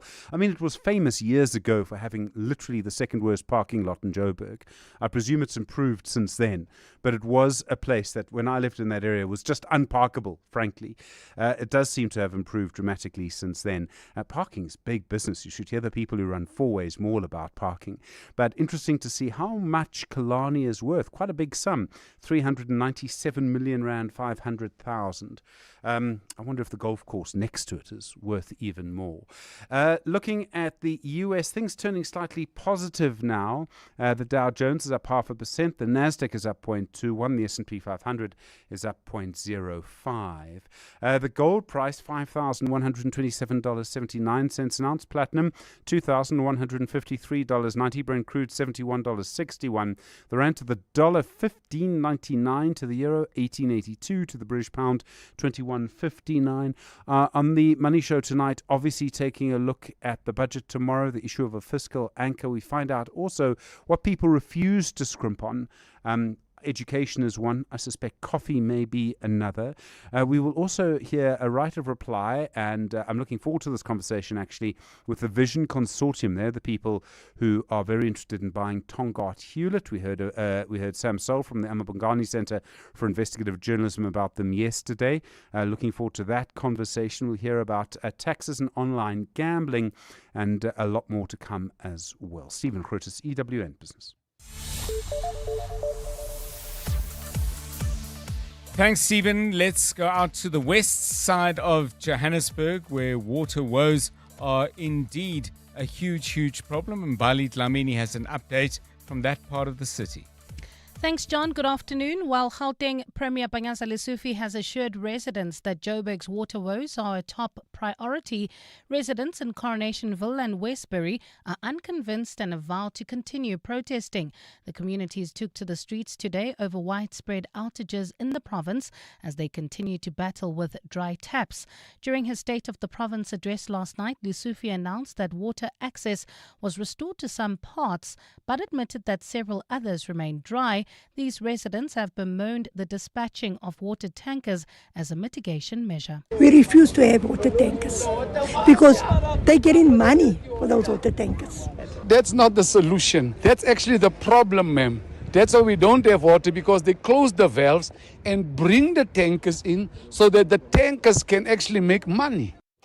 At the same time, experts have called for National Treasury to detail interventions to address the country's water crisis when Finance Minister Enoch Godongwana delivers the budget for 2026 tomorrow. The calls come amid a frustrating few weeks for residents in parts of the country, including those in Joburg and Tshwane. Residents and businesses have been dealing with water supply disruptions caused by a combination of aging infrastructure, high demand as well as leaks in the system, amongst others. Nogukanya Mtambo reports. Tensions over dry taps escalated to protests in affected areas before government entities put their heads together to announce plans to address the crisis. This includes plans for infrastructure maintenance and upgrades and the ring-fencing of infrastructure grants and reprioritization of budgets to focus on critical water projects. Despite the assurances, water has now been described as the next big disaster, replacing the energy crisis which frustrated residents and businesses and crippled the economy. Director at Deloitte Africa, Simon van Wyk, says efforts to ensure urban resilience at municipalities is key. So I would expect to see an allocation on disaster risk also coming out. Finance Minister Enoch Godongwana will deliver Budget 2026 tomorrow. Nogukanya Mtambo, Eyewitness News. And French President Emmanuel Macron says he is skeptical about the chances of securing short-term peace in the Ukraine. Macron made the comments while addressing leaders from countries in support of the Ukraine. The French head of state says achieving peace in the near term is unlikely, but he says it is important to keep pursuing peace initiatives. I think it's good to follow up these initiatives, but let's be lucid. There is no willingness on the Russian side to have a peace, and by the way, to have a robust and solid peace as we see it on our side. So this is why we have to follow up our efforts. In your weather, a foggy start to the day in Gauteng tomorrow, otherwise becoming partly cloudy. Lows of between 14 and 16 degrees and highs of between 27 and 29. Travelling towards Brakpan, you can still expect about a 30-minute delay in Boksburg N17 eastbound between Rondebolt and Carnival City due to ongoing roadworks. Bryanston heading towards Fourways also expect some delays. N1 south from Rivonia Road to Winnie Mandela Drive. And in Midrand, there's slow-moving traffic on the N1 northbound from Ellendale to New Road. A top story in EWN, while Gauteng Premier Banyazile Sufi has assured residents that Joburg's water woes are a top priority, residents in Coronationville and Westbury are unconvinced and have vowed to continue protesting. 702 Afternoons with Relebohile Maboja, 1 to 3 p.m. Now, I want to find out from all of you, at your place of work, are there certain contributions that are expected of you that you think just do not make sense? Sbongile, so tell me what you think is fair or unfair. For me, what's fair is for funerals. But also, like we have it here at work, but we only contribute when it's your parents, when it's your mom and it's your dad. What I will never stand for, baby shower. I will never. You know what, Sbongile? You can contribute with advice. 702 Afternoons with Relebohile Maboja. Let's walk the talk. This is a message from Johannesburg Water. Johannesburg Water assures residents that the city is not facing day zero. Current water challenges in parts of Joburg are infrastructure related and not a system collapse. To strengthen supply, the city is implementing major upgrades, including the Eran Tower and Colesward Reservoir in Midrand, the new Brixton Reservoir and Tower supplying Melville, Emmarentia, Westdean and Coronationville, and the Jabulani Reservoir in Soweto. The city thanks residents who have embraced water-saving efforts. Johannesburg Water, a water utility that cares. To live wealthier, you need to be able to grow your assets. At Standard Bank Private, you get a team of internationally acclaimed financial experts to advise you on local and global investment strategies. Plus, being with a leader in home loans, you can start expanding your property portfolio. So, come live wealthier with Africa's best private bank. Apply online at standardbank.co.za. Standard Bank is an authorized FSP and registered credit provider. T's and C's apply. Zandi Finga's Hive promo agency was growing fast, but the paperwork was catching up. What were you up against? Challenges that were slowing down my growth was finding clients as well as organizing the promoter application. But with Yep for online visibility and Zoho to manage her database, she has turned chaos into a well-honeyed hive. Get Yep by Telkom Business from 249 Rand per month and Zoho from only 1,260 Rand annually. Call 10213 or click telkom.co.za. T's and C's apply. Telkom Business. Possible begins here. 702. WhatsApp John on 072 702 1702. Hi 702 Landers, this is Lisa from Alberton. I absolutely love the idea of teachers having uniform, and in my head it looks like what bank employees would wear. Their uniforms are really nice, and so teachers I think could follow the same route, perhaps even have like shirts that have the school emblem printed on them, and then have like a color scheme. Honestly, if I see bank employees, I can imagine a teacher in that uniform and all the teachers in that uniform, which is very versatile. Hi, Dr. John. This is Nelly from Randburg. Regarding the teachers' uniforms, there's actually one of the private schools that my friend's daughter goes to, and the teachers there have a form of uniform. They all wear black or navy blue jeans, and for the females, there's a blouse that is navy and white. And for the males, they've got a shirt also in the same colors that is issued out to the male teachers. And I'm not sure if they pay for it or if it is standard issue and they're told where to buy it, but it's a set uniform that the teachers wear.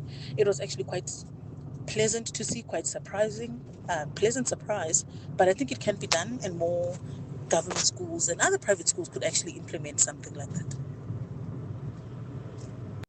Very interesting. I had no idea. So a couple of you are sharing examples. Tebachol says, I went to study in Lesotho in the 80s and 90s. Our teachers wore uniform. And again, we're coming back into banks. Their uniform was like that of bankers. And Tumi Sang says, regarding the school teacher uniform, I went to Pretoria Boys High ages ago. I remember the teachers would wear their graduation gowns. It made them look very official and distinguished. I wonder if any of them were like sort of wearing short pants underneath and maybe t-shirts.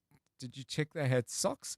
It could get hot under one of those gowns, I would have thought. But thank you. I had no idea. And that story about the smart looking, I think there were navy blue outfits that male teachers and females, I didn't get the name of the school. I'm not sure it was offered. Keep that coming. We're interested in that debate. It's 20-6. EWN Sport. Tola Kele, hi. An update on football, cricket, rugby, tennis, boxing. What do you got? Well, John, we started the T20 World Cup. That's where Pakistan posted 164 for 9 against England, as Sahi Farhan top scored with 63, while Liam Dawson took 3 for 24. In response, the English are currently at the crease on 30 for the loss of 2 in the fifth over. They need 135 runs in 95 balls for victory. Batting is Bethel on 8 alongside Brook on 20. The Proteas will return to action on Thursday against the West Indies, with their opponents having recorded the highest ever T20 World Cup score of 254 for 6 against Zimbabwe. Tristan Stubbs is confident that South Africa's batsmen can deal with the pressure to match their efforts. The batting lineup sort of almost been forced into this top 6, and it's going quite well at the moment. Rix, I think, is really enjoying that number 3 role. He was quite excited for a different challenge he had never really done. I think Brev loves number 4. Dave's always been better coming in a bit earlier, so it's gelling really well at the moment. 2 games are scheduled in the Bedway Premiership this evening. Second place Mamelodi Sundowns are away to AmaZulu, knowing that a win will see them move joint top with Orlando Pirates. But Arthur Zwane has ambitions of a top 4 finish for Usutu, while also eyeing silverware in the form of the Nedbank Cup. We won't stop, pushing and working hard, and then we'll see how far we can go and take it from there. For now, we can't prioritize. We can't say we want Nedbank, we don't want the league to finish, in a better position. We can't say again, if we start playing so and so, it will help us here and there. We'll also check who's available for selection. The best 11 that is available for selection for us will have to be on the pitch tomorrow. Kaizer Chiefs will be out for revenge against Stellenbosch while also trying to keep alive their slim title hopes. Co-coach Khalil Ben Youssef believes that with only the league to focus on, the Glamour boys can string together a run to challenge the top two. The level of the teams is so close. Little bit Sundowns with the experience last few years that they was always winning the league, so they have more experience than the other team. But independent of the experience, I think all the teams they have the same chance to win the PSL. We have to continue to fight each one for the competition. It's long way. It's 15 games. It can happen a lot of things inside. Sundowns they have also the Champions League. Us and Orlando we play only for the PSL now, and I hope that in the end of the season we will be lucky to be in the top. And Mexican President Claudia Sheinbaum has offered full guarantees for the safety of football fans at World Cup games in Guadalajara. That's amid a wave of gang violence. Sheinbaum insisted there was no risk to fans visiting the city in June for their 4 matches, amid reports that FIFA are concerned about safety in the city along with their state of readiness. On Sunday, Mexico's most wanted man was killed during a security operation, and following his death, violence has spread across the country. Tolagile Mganga, Eyewitness News Sport. EWN Traffic. 17 minutes to 6. Making your way home? Well, EWN Traffic is brought to you by Outsurance. SMS out to 45142 now, and you could save on car insurance. If you don't, ask them for 500 Rand. Karabachali Menlin in Pretoria. Now we got a big snag there, I believe. Yeah, you can expect about a 20-minute delay. That's if you're heading towards Centurion, leaving the mainland Linwood area. This is on the N1 southbound between Linwood Road and Rigel Avenue. In Hermanstad, that's leaving the Pretoria CBD. Traffic remains sluggish on Eskiam Pahlele between WF Nkomo and the R80, while in Lombardy Estate, that's Pretoria East. Expect some delays on Graham Linwood Road between Boschkop Road and Solomon Mahlangu. In Ekurhuleni, Boksburg, you can now expect about a 30-minute delay heading towards Brakpan. On the N17 eastbound from Rondebowl to Carnival City, this is due to ongoing roadworks. At this stage, rather get off at Rondebowl Road and use Kingfisher Avenue as an alternative in Edenvale.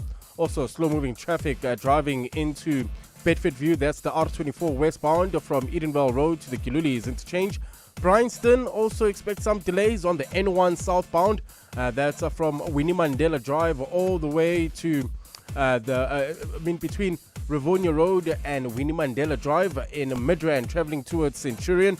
Expect some delays. This is on the N1 northbound between Allendale and New Road. Driving through Parktown, Joburg CBD, we still have bumper-to-bumper traffic on the M1 southbound between Killarney Benz and the Crown Interchange. If you come across any other traffic... It's a story, like the lady on her way to work, listening to a love song on the radio. She's recreating the music video in her mind, with herself as the leading lady. The Outsurance pointsmen know it's not just a car in traffic, it's a concert on the move. Every story is different, and every story matters. That's why the Outsurance pointsmen have been doing what they do since 2005, in proud partnership with 702. Outsurance is a licensed insurer and FSP. Stay with 702 Afternoon Drive with John Perlman. Brought to you by Telkom Business. Possible begins here. You're with John Perlman on 702. 702 Drive. It's 14 minutes to 6 o'clock. We're going to talk about music. Some of you may remember, if you're kind of more my age than Jonathan Fairbairn's, a 1971 David Bowie song in which he spoke of Robert Zimmerman with a voice like sand and glue. It's a wonderful line, and it's a beautiful description of the musician Robert Zimmerman, who is, of course, best known as, properly known in his musical context, at least, as Bob Dylan. And the title of the song was Song for Bob Dylan. If you want to look it up, it was from the album Hunky Dory. But a voice like sand and glue. Pretty good description, I thought. But our musical theme today, Jonathan Fairbairn, looks at people who don't perform under their own name, yeah? Yeah, well, I mean, sometimes artists will have names that just roll off the tongues, and they are, they're easy to pronounce. And then sometimes you may have a name that you just don't think it's got star quality. So if I had to say to you, why don't you play me a song by Stephanie Joanne Angelina Germanotta? Doesn't right. quite roll off the tongue. I have all her albums. So she is better known as Lady Gaga. Okay. So we're going to play a song by Lady Gaga, but what we want today is your favorite songs by artists who don't use their real names. So they have a stage name. Okay. But if you're that big a fan and you do know their real names, include that in the WhatsApp Please do, message, yes. so that we kind of know what's what. But to kick it off, let's go with "Hold My Hand" by Lady Gaga. Otherwise, birth name is Stephanie Joanne Angelina Germanotta, and this is from Top Gun: Maverick.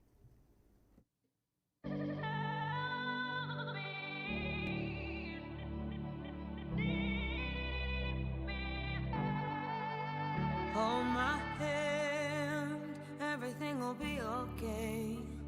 I heard from the heavens that clouds have been gray. Pull me close, wrap me in your aching arms.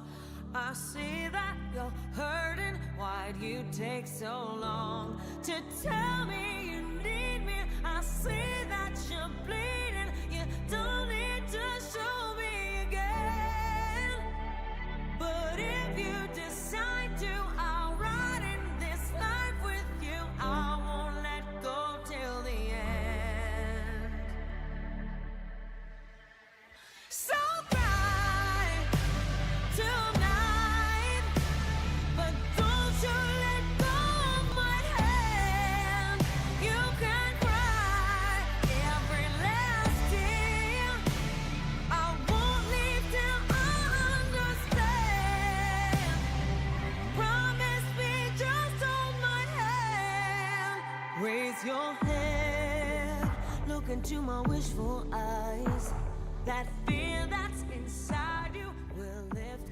The sound of Lady Gaga. Obviously not the name that appears on her birth certificate. That one's called Hold My Hand. So we're asking you for favorite songs by people who sing with a name completely different to their own name. Now, I've got someone asking for Purple Rain by Prince, and much as I'd love to play Prince, that's not quite what we're asking, because Prince was born Prince Rogers Nelson. So he is using one of his names, just not his whole name, the way John Bon Jovi is using a different version of his surname. So we're asking you to get somebody who comes in with something completely different, the way I think it's fair to say Lady Gaga did. So I think you've got a clear idea of what we're looking for. Let's have him, please, on 072 702 1702. It's 10 to 6.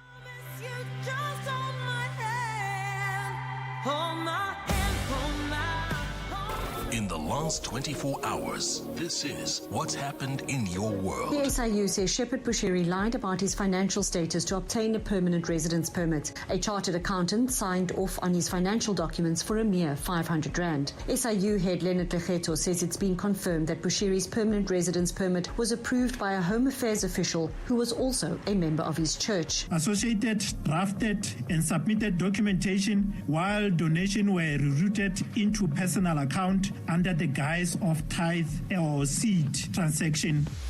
EWN, in touch, in tune, and independent. In business, the right connections change everything. It's the stability you need for that once-in-a-lifetime virtual pitch, the lightning-fast speeds that keep you ahead of deadlines, and the consistent, high-quality signal your teams rely on every day. Because when your connectivity works seamlessly, so does your business. Power your workday with fast, reliable fiber from OpenServe, built to keep your operations running at full speed. Visit openserve.co.za today to learn more. T's and C's apply. Meetings Africa is celebrating 20 years in 2026. Over the years, Meetings Africa has connected Africa to the world through a consistent showcase of Africa's diverse offering of services and products in the meetings, incentives, conferences, and exhibition sector. Join us at the Sandton Convention Center from the 23rd to 25th February 2026. Register at www.meetingsafrica.co.za. Brought to you by South African Tourism. The Money Show. Weekday evenings at 6. the start of a case brought by a lawyer called Douglas Shaw. He's arguing that South African banks have been repossessing homes when people can't pay their debts and then selling the house only for the amount of debt that is owed. Most banks, they don't want to properly engage with consumers. And a lot of our courts and judges have now said, you can't just see it as a box-ticking exercise. You have to meaningfully engage. Gerard van der Merwe, consumer law attorney. The Money Show on 702. Let's walk the talk. The Money Show with Stephen Curtis is brought to you by ABSA Corporate and Investment Banking, a proud sponsor of the LMA ICMA Loan and Capital Markets Africa Summit 2026. Advancing Africa's capital markets to drive sustainable growth across the continent. ABSA is a registered FSP. T's and C's apply. 702 Drive with John Perlman was proudly brought to you by Telkom Business. Possible begins here. You're with John Perlman on 702. Let's walk the talk. Hi, Ntate John. It's Sam here in Kempton Park. So today's song is gonna be 50 Cent. And my favorite song there is 21 Questions. And his real name is Curtis Jackson. Nice show as usual. Thank you. Hi, team. Elton John's real name is Errol Dwight. And George Michael is Giorgio Kyriakis. And he's got a middle name, but I've just forgotten what her middle name is. Thank you. Taru Diploof. Bye.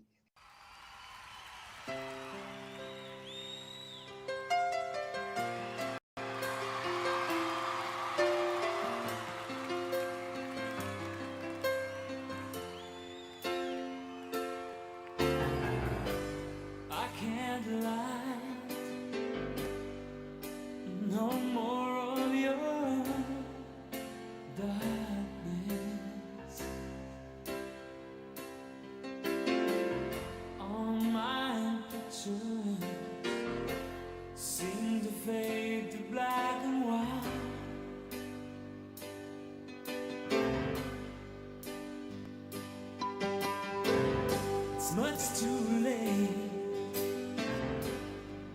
to save myself from falling.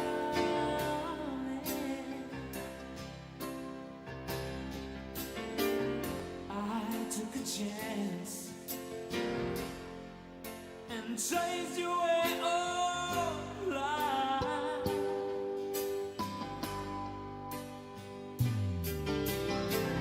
But you misread my meaning when I met you.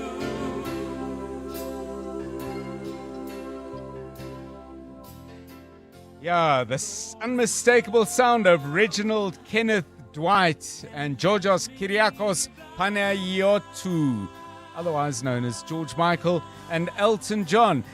Singers who changed their names completely. They didn't keep any trace of the name they had before. So this one here, they call themselves Signed and Sealed, the person who sent the message, that is. And speaking of sealed, he says, Seal's full name, Henry Olusegun Alumude Adeyola Samuel, and asks for the song. I don't know if we've got it.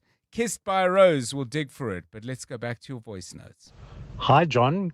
Glenn here from Santon. My favorite artist, his name is Paul Hewson, otherwise known as Bono. And the name comes from Bono Vox, which means beautiful voice.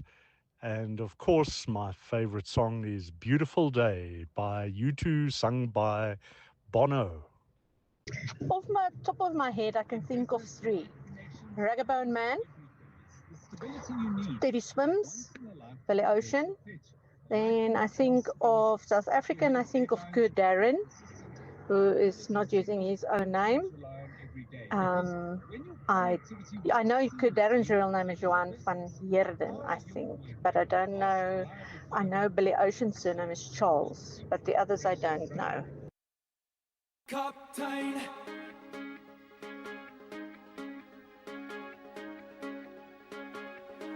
Captain,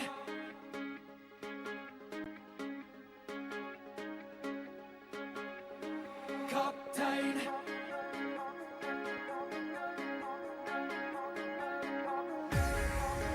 Kaptein, span die seile.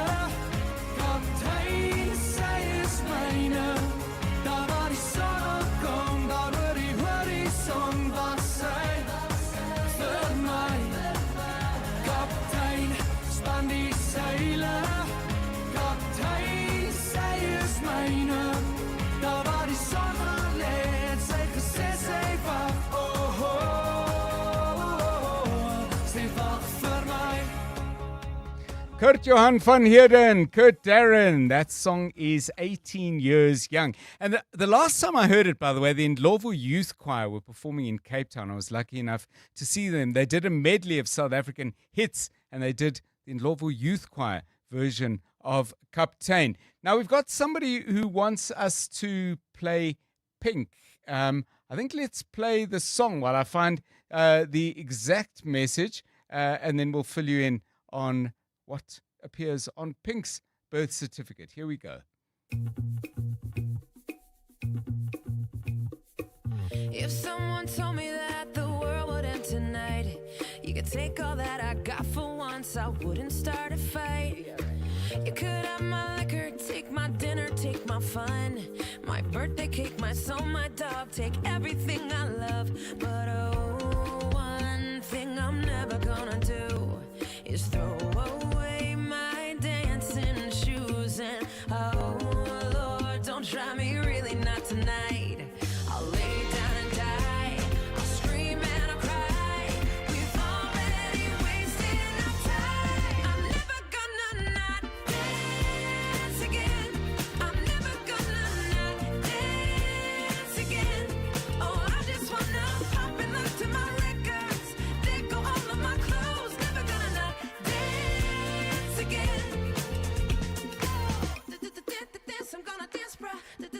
Dance, I'm gonna dance. I want my life to be a Whitney Houston song.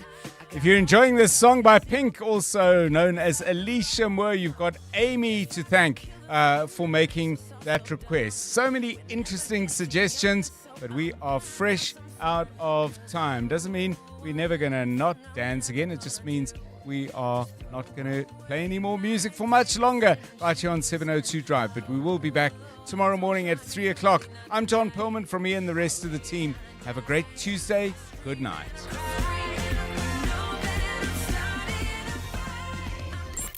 And now, The Money Show. With Stephen Grootes, live on 92.7 and 106 FM. Streaming on the Prime Media Plus app. And DSTV channel 856.